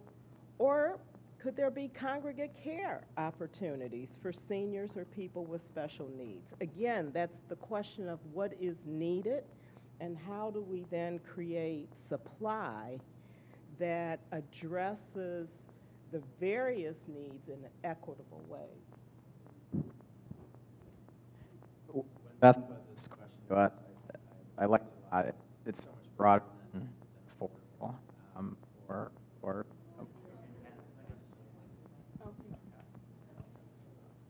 Maybe I'm far away. Is this better? Okay. All right. When I think about this term, equitable housing, I think a lot of my thoughts have kept coming back to my own house. It's 100 years old. It's on a street with a lot of the same kind of topology. It's an up-down double street. And it also has a shower in the basement. And this is where, like, the owner 100 years ago probably walked to the Eveready battery factory or the Westinghouse, you know, elevator company down the street, came back home, discarded their dirty clothes, you know, washed themselves, but then also walked to the local market in Detroit Shoreway or the church around the corner, the park. Like, when I think about this term, I think about what really government is doing to create that kind of 15-minute city idea, right? The idea that you can healthily live a quality life in your own neighborhood, the 15-minute walk, bike ride, you know, short bus ride. It's quite the interesting problem too, I think, here in Cleveland, because we have so many different neighborhoods to choose from, if you can. Continuing with the house analogy, I spend a lot of time at Home Depot. It's kind of my third place with that 100-year-old house, right? But one of the things, what the West Cleveland store is my store, and en route there's an Amazon distribution facility at 110th and Berea Road. I'm there pretty early in the mornings. I see shift change. A lot of people are walking to Amazon to work for the day. It's on a bus corridor. They're taking the bus there. They're not always driving. It's situations like that that I think we need to be dreaming about with, you know, the stuff that we're talking about with the Sites Readiness for Goods Jobs Fund and the neighborhoods, like, you know, that we want to create. Like, what are we actually leaving behind for the quality of a resident here?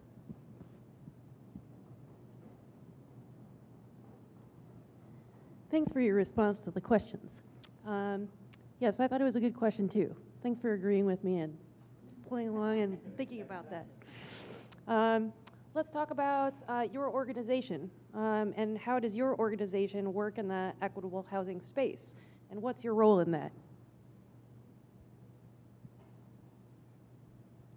I think I'll start this one, right? Being from the city, you know, paramount, the role of government is pretty clear, right? We regulate where and when what you can build pretty strongly, right? Through upholding the zoning code. And obviously, or maybe not obvious to everybody in this room, but for the past year and a half, we've had a pretty dramatic change in the way we are trying to regulate that with the pilot of our new form-based code. And that's in 3 neighborhoods around the city.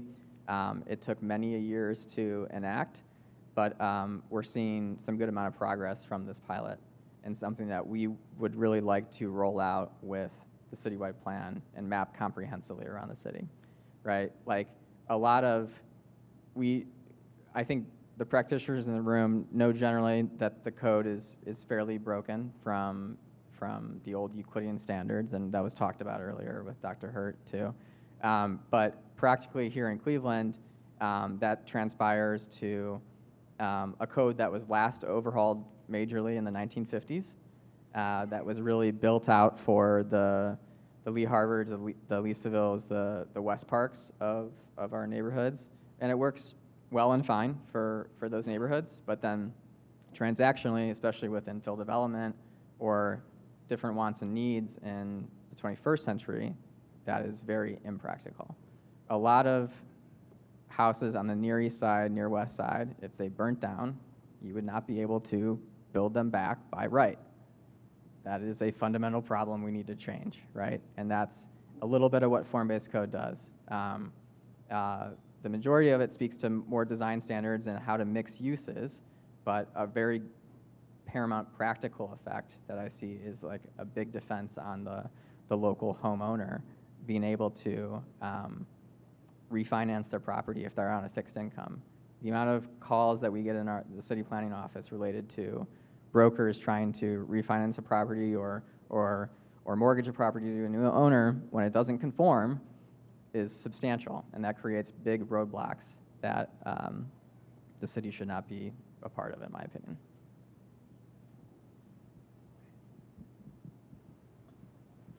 Okay, back to the pragmatist in me.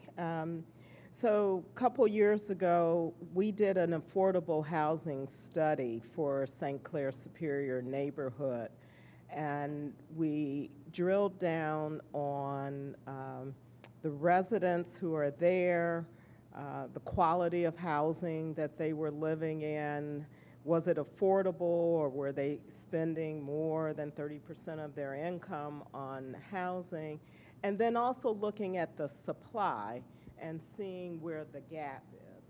And we estimate that we have a need for over 600 units of housing. Now, that doesn't say the number of bedrooms and sizes and all of that, but we do have that data, but I can't share that now. But that's a lot in terms of a gap. And a lot of that is related to poor housing conditions, the level or grade of the stock, right? Too many houses being Ds or Cs as opposed to As and Bs. And then the affordability of it. So what are we doing? We are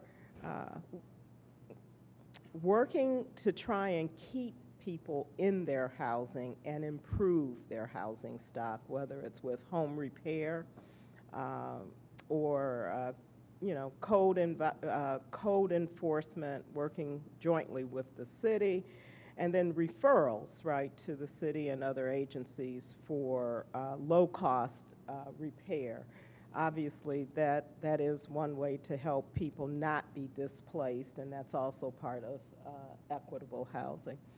The other thing that we're doing, we're working with the city on a new construction project, and we've picked a single street that had vacant lots and existing homes, and the idea is to complete the street, right, is to build new homes that will attract new owners into the community. Actually, here's another point about equitable housing. Oftentimes, we just talk about the affordable nature of it. I've said that. But what about giving people who live in the city options? If somebody wants a newer, bigger, more modern, just more convenient home, do they have to leave the city to get that? So we're looking to create more options. Some of them will be affordable, but not all of them. And I think, Dennis, that goes back to building stronger neighborhoods, right? Because everybody benefits in some kind of way, as you talked about maintaining values. So I don't think there's one approach, right? There are different strategies based on, you know, what is your supply, who are your residents, and what are their options?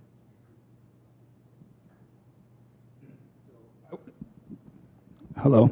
So I work for the Cuyahoga Land Bank, and we're a quasi-governmental entity. And the way I view it, we're the connective tissue between government and the private sector. So we go into communities and we hope to help fix and build broken real estate markets. In many cases, affordable housing is a symptom of a broken market. It's one of the reasons that I focus on the systems aspect, because there's a lot of symptoms of a broken market, and often we're focused on the symptoms and we don't get at the root cause, and that's why we continue to go in a circle. So what we tend to do when we go into a market, we look at data, we use judgment, and then we use those two things to inform an overall strategy. We look at all those things that you might anticipate, right? We'll analyze whether are there businesses in the area or proximate to the area, are there jobs? Why? Because people need to work in order to pay for homes, whether they're renting or whether they're buying. Pretty self-explanatory. We all work, or most of us work, or want to work at some point. Is there decent infrastructure, or is there a path toward getting infrastructure? If you drive or you take the bus, we know we want decent roads, right? We know that's important. It's literally the foundation of a new house: water, sewer, lights, etc. Investors will not spend good money for new homes if there's not new or at least decent roads. So infrastructure is an important thing. Civic institutions, you know, parks, libraries, green space, those things that the planners of the world might say walkability. I live in Lakewood. Those things go to quality of life.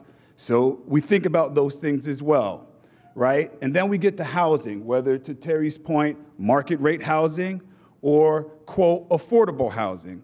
Well, with regard to market rate housing, typically in Cleveland, in many parts of Cleveland, with the exception of maybe Detroit Shoreway, Ohio City, some select areas, if you have market rate housing, it's usually subsidized by government, typically, in many, many cases. Not all cases, many cases. In many other parts of Cleveland, you may have relative affordable housing, but it's substandard in terms of quality.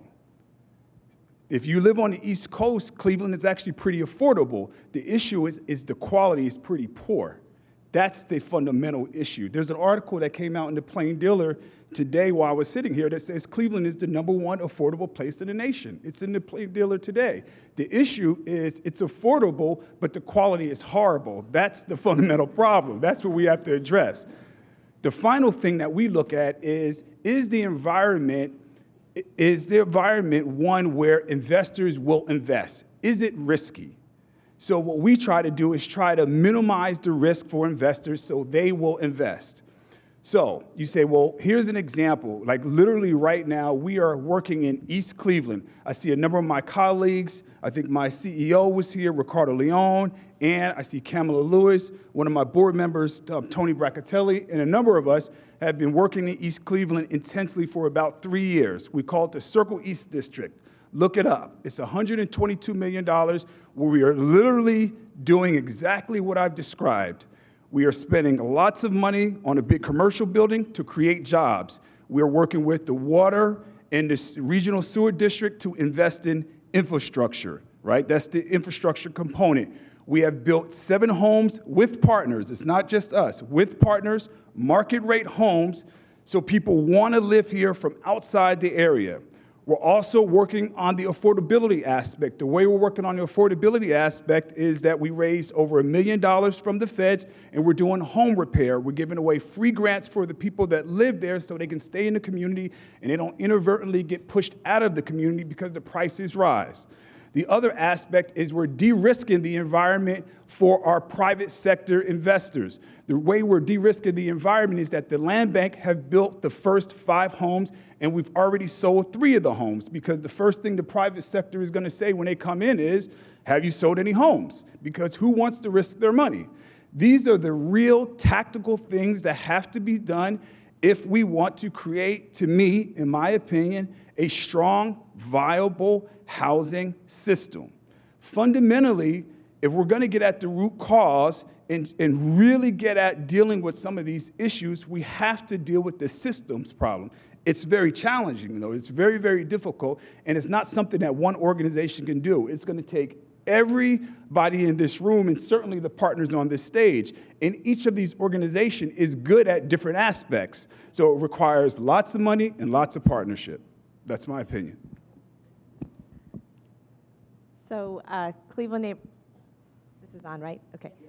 Cleveland Neighborhood Progress, our mission is focused on the equitable revitalization of neighborhoods throughout Cleveland, but our foundation are community development corporations in the neighborhoods, so St. Clair Superior being one of them.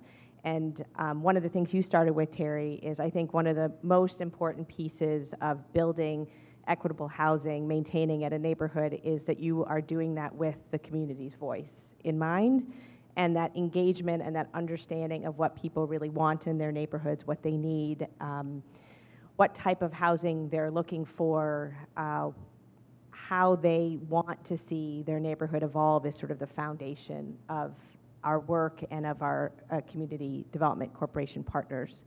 And we do a lot of advocacy based on the information we get from CDCs, then going back to the city and the state and others to look at and ensure that projects are done in that fashion. A few specific things, though, that I think builds really well on what everybody else has said is, first, like the quality of the house. I think, you know, we can't get away from that. The poor housing quality, I always talk about the fact that, you know, we have a lack of supply of housing in the city of Cleveland, and I would argue that more often than not, it's supply actually exists. It's just, again, in horrible shape.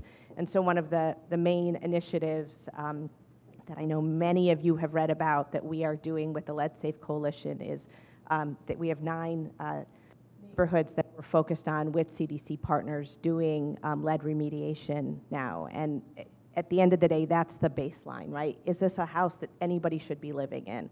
And at this point in our country and with the wealth in our country, the fact that we have people living in homes, when I worked for the city of Cleveland, I mean, I went into homes and I thought, I can't believe this is the United States.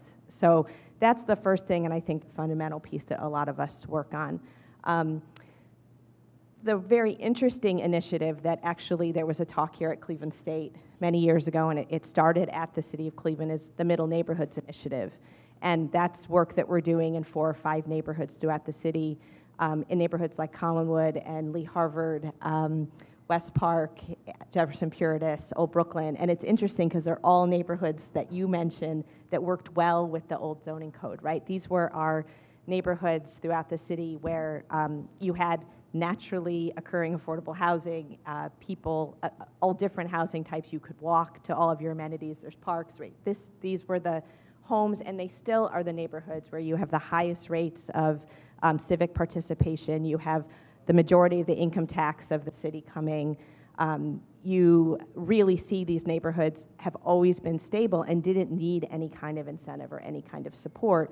But as housing stock has aged and the people living in those homes have aged, and the ability to make those ongoing repairs has diminished, and the commercial districts have gotten tireder, we're seeing those homes, and this is all over the country, tip, and those neighborhoods begin to tip. And so a really exciting part of that, though, is that housing intervention to get the market to work is something that doesn't necessarily, first, there aren't federal tools to do this work, but in many ways, that initial subsidy to renovate homes, get them to a place where most people today, right, they don't want to raise a family in a house with 1 bathroom. with 2 bedrooms, a single-car garage, without spaces where they can entertain. But many of our old homes can actually be renovated to a place where they can compete with the suburbs, with other markets. And it's critically important that both the commercial districts and the housing stock in these neighborhoods can compete, because we have to have people choose Cleveland. We can't just have it be that the people who are left are the people who are stuck in our city, right? And clearly that's not the case, but these are the neighborhoods that are really great entry points and where people can raise families. So that Middle Neighborhoods Initiative is a really great way of looking at a place where you can have these equitable neighborhoods where you really do see a mix of housing types. And then the last one I'll speak to is Shaker Square, where in 2020, CMP purchased the square out of foreclosure with the support of the city of Cleveland. And the important part of this conversation is we're working with many partners, many of them in this room, to now ensure that the 15 apartment buildings that are all along North and South Moreland, which are the naturally occurring affordable housing in a mixed income neighborhood, do not go to auction and do not end up in a cycle where we're losing housing. And I think when we look at an equitable neighborhood, this is one where you have this amazing historic commercial district. You have I think the largest transit site in Cleveland. Ohio City's market areas is competing, but I think it's still the most active site, one of the most active job centers in University Circle and universities. This is a place that has always thrived in our community, but is very much at risk. And so I'll finish by saying I think all of our jobs and so much of what economic and community development is all about is we're working in that place where the market isn't functioning properly. And our work is to get the market to function in a way that it is working, but not so hot that then we start pushing people out. And that's kind of the secret sauce. A lot of you mentioned successful examples or projects that you're working on now that shows some of the qualities of what you've described. But what about the obstacles? What are the obstacles to creating equitable housing in Cleveland? What are the challenges that you've seen or experienced? And how should we respond to those challenges?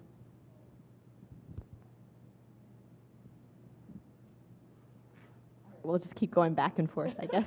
And I mean, we talked about several of them, but I think one of our major challenges in the city of Cleveland is we have a very weak market, right? And we have a shrinking population. And I think one of the things we talk about all the time is that we have a region that has sprawled 35% as the population has stayed flat. And that is just not sustainable from housing and a community type. And so that speaks to a lot of things that are out of all of our control. But the part that I think we all are really working on is within neighborhoods to get the market to function in a way that invites the private sector back in. So much of that is about what are the appraisal values in those neighborhoods, and you started to talk about that.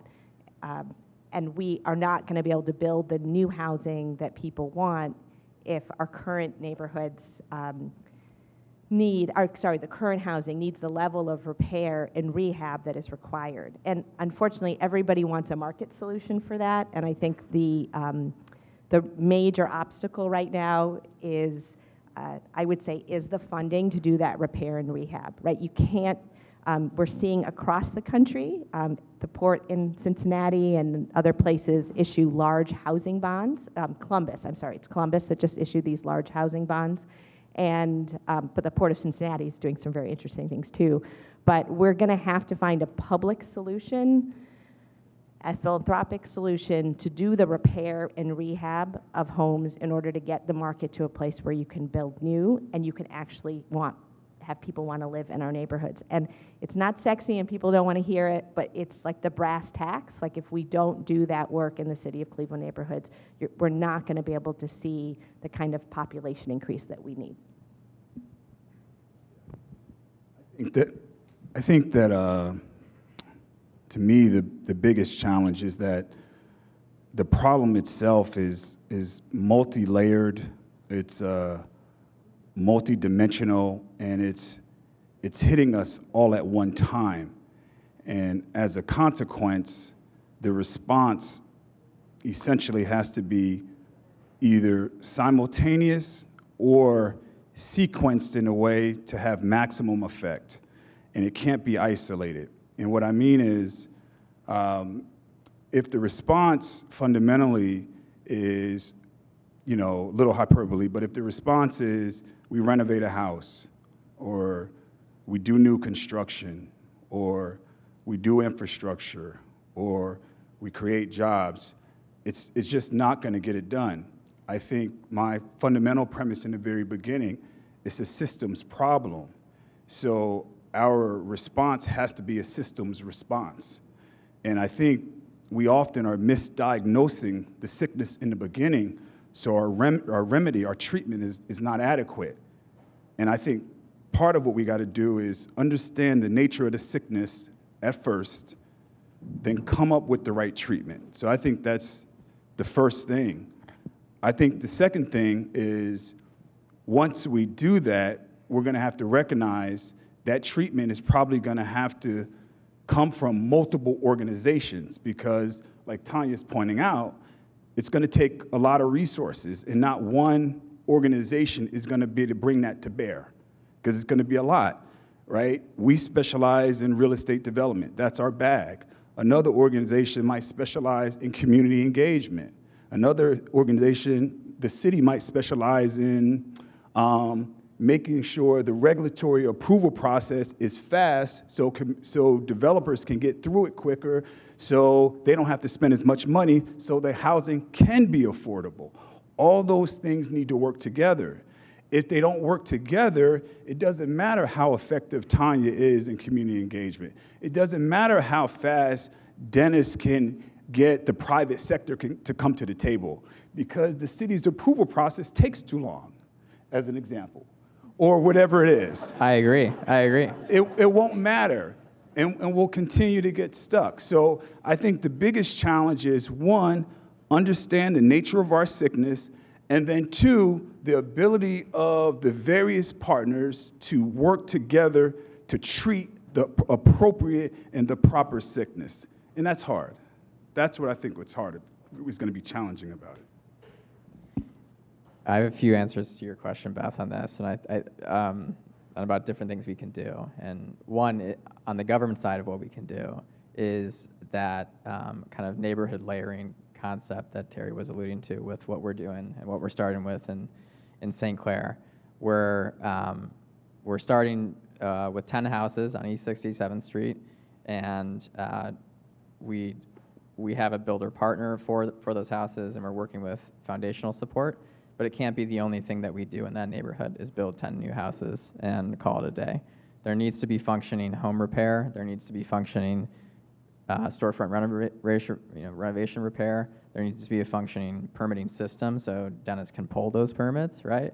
Like, you're talking to your number one fan over here about red tape like that. Like, all my staff out here know about the Ron Swanson with that stuff. We really need to kind of double down on ourselves and our own bets in these areas, right? And going back to that kind of 15-minute city concept and the quality that we're delivering residents, do your street lights work? Is there a street tree on your tree lawn? Like, all of this stuff matters to create a neighborhood, to create a revitalized space, right?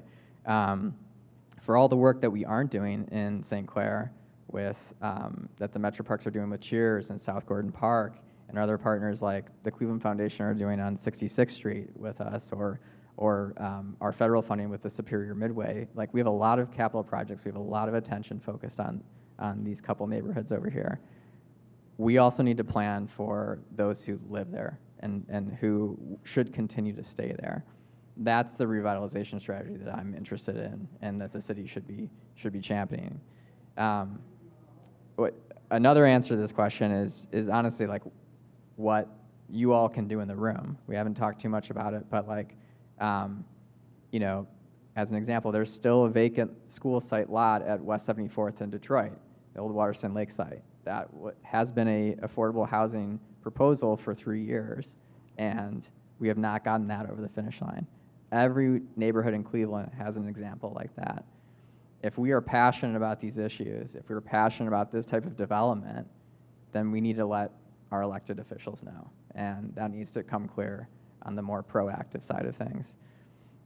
Lastly, it's also the private sector. Like, the government can't just legislate its way out of problems. We need to put a lot of this on the private sector and say, you know, here's what you should help with too.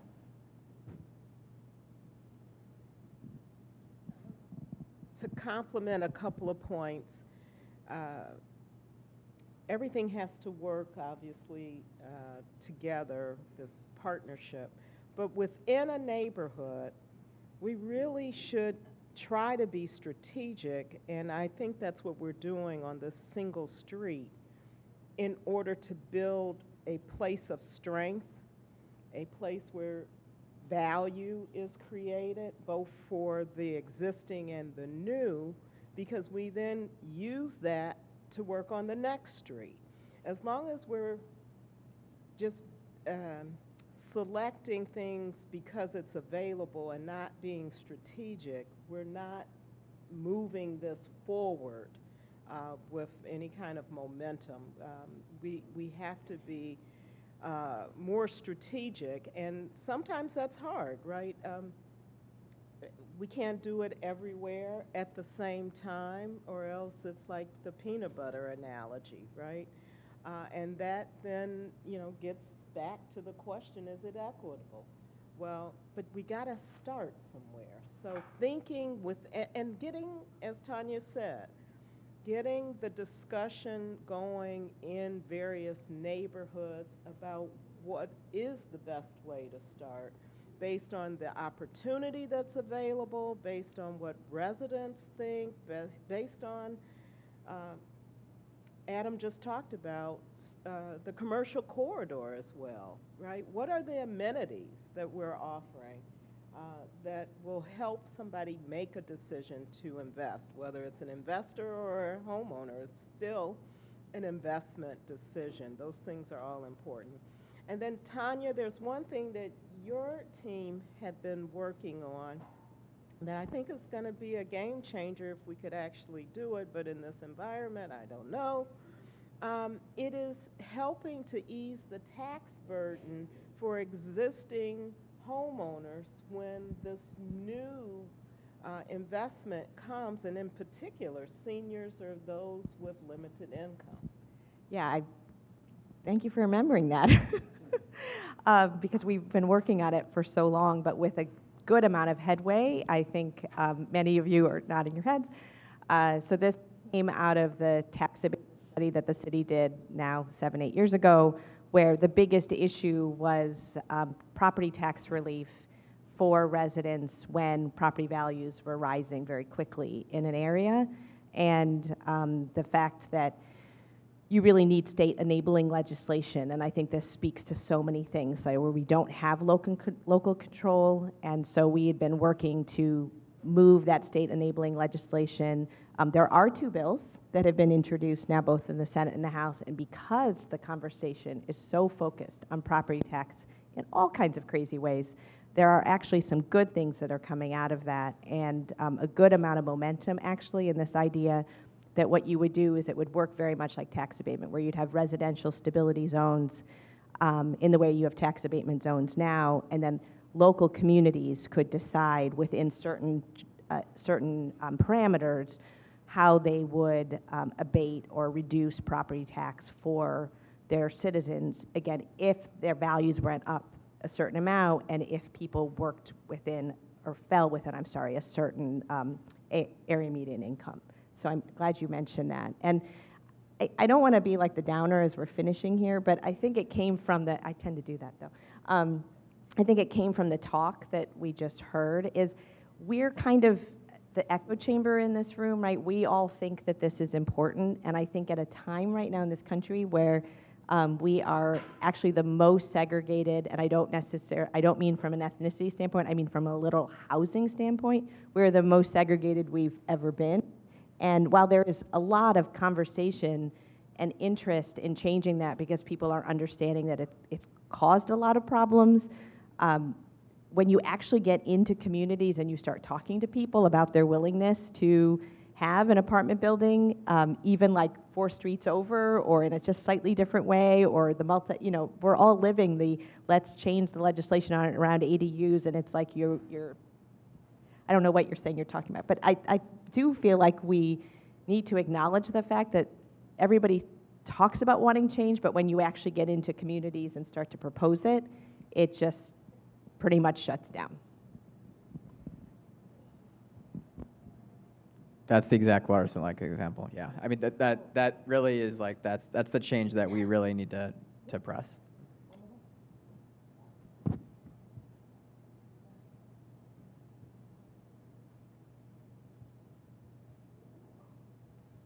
Well, I'd like to thank you all for coming and talking with us today.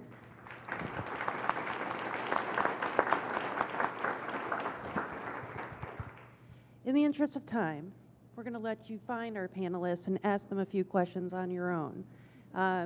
So, again, thank you so much. Thanks for responding to my calls. And Thank you for organizing, Beth. of interest. So we are releasing you from your spots up front, and we just have a few last things to say before you can head out, enjoy company, and grab some food.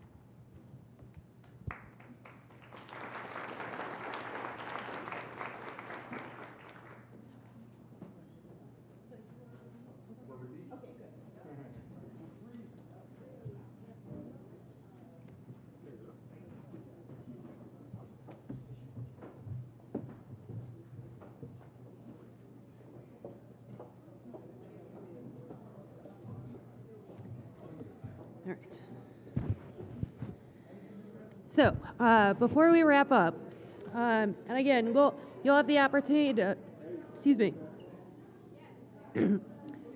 talk with speakers and panelists. But before we do, I'd like to thank lots of people again. I'd like to thank our panelists. I'd like to thank our guest speaker, our guest of honor. I'd like to thank our advisory committee members. I'd like to thank helpers, college staff, other faculty, colleagues, really all of you that came out today to enjoy hearing from colleagues, meeting new people, and we want you to stay and feel comfortable. But really, before we go, I want to say that this is a free event. It is a free event, but it is also a fundraiser for the Norman Krumholz and Norman and Virginia Krumholz Scholarship. So in your program, if you are interested in donating to the scholarship, you can see on the inside right, there is a QR code to donate to the Krumholz Scholarship. I also challenge you, I put in $250 myself today of my money, not the university's money, not anybody else's money, my own personal money. I don't expect everybody to give that kind of money to a scholarship, but consider it. And I'll tell you why. I'd like to recognize 2 Norman and Virginia Krumholz Scholarship recipients today. Tasia, want to stand up? And Alex, where are you? Thank you so much. And so, again, to show you that proceeds from this event don't pay for food, don't pay for materials. They go directly into the scholarship account to be distributed to students through a process that we have every year. So I encourage you to donate to the scholarship. And I also, if there are other scholarship recipients in the audience today, if you could just raise your hand. We've had about 40 since the scholarship started in 2002. And so we'd like to see more. And we hope that the scholarship can be helpful to you in your professional, personal, and academic endeavors. And we continue to offer that to students. I also want to thank Kara and Steve and Sharon and Bob. Thanks, Bob. And also Kimberly for all of your help in putting this together. I really appreciate it. And before we wrap up, though, we want, yes? Huh? What? What is that? So we are the APA board. My name's Haley. I'm the treasurer. This is Robin, the president, and Jackson, the vice president. And we have this wonderful plaque to give to Dr. Nagy for thanking her for everything she does for the students and for us. So this is for you.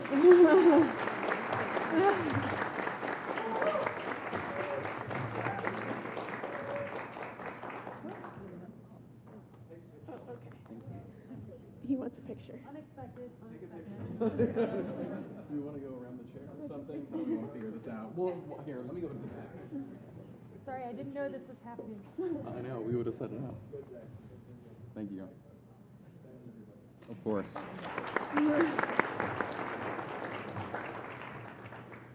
That was very nice. Thank you. I didn't expect that. But before we wrap up, and you know that students are our most important thing. Students are always our most important thing. So just goes to show you, students are our most important thing.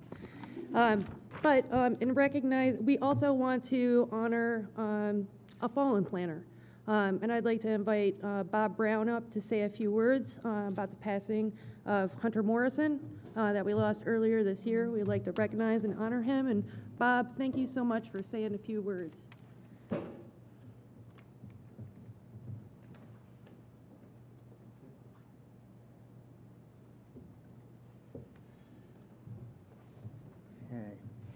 Since I'll be sharing quickly some personal reflections about Hunter, and I'll sneak in a few about Norm as well, I'd just like to know, by show of hands, how many people here either worked directly with or took classes from Hunter or Norm? I would say that's the majority. I figured that would be as much. Okay, so having had very close professional and personal relations with both Norm and Hunter was really one of the great pleasures of my career as a city planner here in Cleveland and Greater Cleveland. Although Norm and I never worked together in the same organization at the same time, I was privileged to co-teach with Norm in the last 2 courses he taught here at Cleveland State. And my wife and I also had Norm over to our house several times for dinner, along with some of the colleagues who we both worked with. I think that, Hunter and Norm had very different approaches to city planning. Hunter believed that great urban design was important in uplifting Cleveland.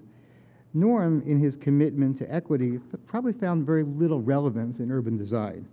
But the fact is, one thing that they shared is they both had a love for Cleveland, and they were both committed to using city planning in their own ways to uplift the city and its residents. That's what they shared. My vantage point for viewing Hunter's work was in serving as his assistant director for most of his time as director. I witnessed Hunter leading by example. We saw that Hunter was committed to elevating Cleveland to new heights, working collaboratively and effectively with partners inside and outside of City Hall. We also saw that despite the publicity that was attracted to high-profile downtown projects, Hunter placed just as much priority on revitalizing the neighborhoods in Cleveland, as did many of us on his staff. What we saw in Hunter was that we had a leader who was a consummate professional, brilliant, well-educated, maybe too much so at times for some of the council members, and we saw that his leadership would make our hard work more effective. Just as importantly, we experienced Hunter as a director who respected his staff and treated us as fellow professionals. Observing Hunter on the job each day, we knew that we were part of something that mattered, and that our efforts would lead to a better future, not only for Cleveland and its residents, but for our region as well. Contrary to the conventional image of government being a bureaucracy, Hunter created in the city planning office what I would call a family. We bonded together under Hunter's leadership. At the heart of it all was an appreciation that we were part of establishing an important legacy for the city we all love, led in this direction by a unique and exceptional urban planner in Hunter Morrison. I'm almost finished. Evidence of this bond is that all these years later, once a month, a group of city planners who worked under Hunter in Cleveland meet for lunch. And this has been going on for over 10 years now. And in fact, just this past week, we had our monthly meeting, we were at Astoria, a restaurant on Detroit Avenue on the near west side. So it just shows you what a family Hunter created. It wasn't just a job. He really bonded us together, and I think that's partly what the city planning profession is all about. It's more than just a job. It's creating a community, building a community among the planners, but of course, the real people who are all, who we all work for, who live in the neighborhoods. So I'd like to share that. I think Norm and Hunter really were incredible examples of people who use the city planning profession to lift us all up. Okay, that's it.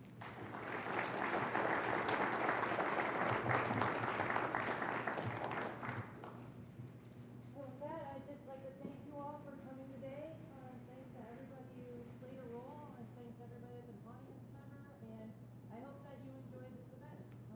We are also looking for advisory committee members for next year, so if you have an interest, let me know. Who knows what the topic will be next year, but maybe you can help us put that out, and so talk to us, let us know. Most importantly, we want you to have a good time. So please grab something to eat, meet some old friends, meet some new friends, and just for conversation's sake, who's a student here?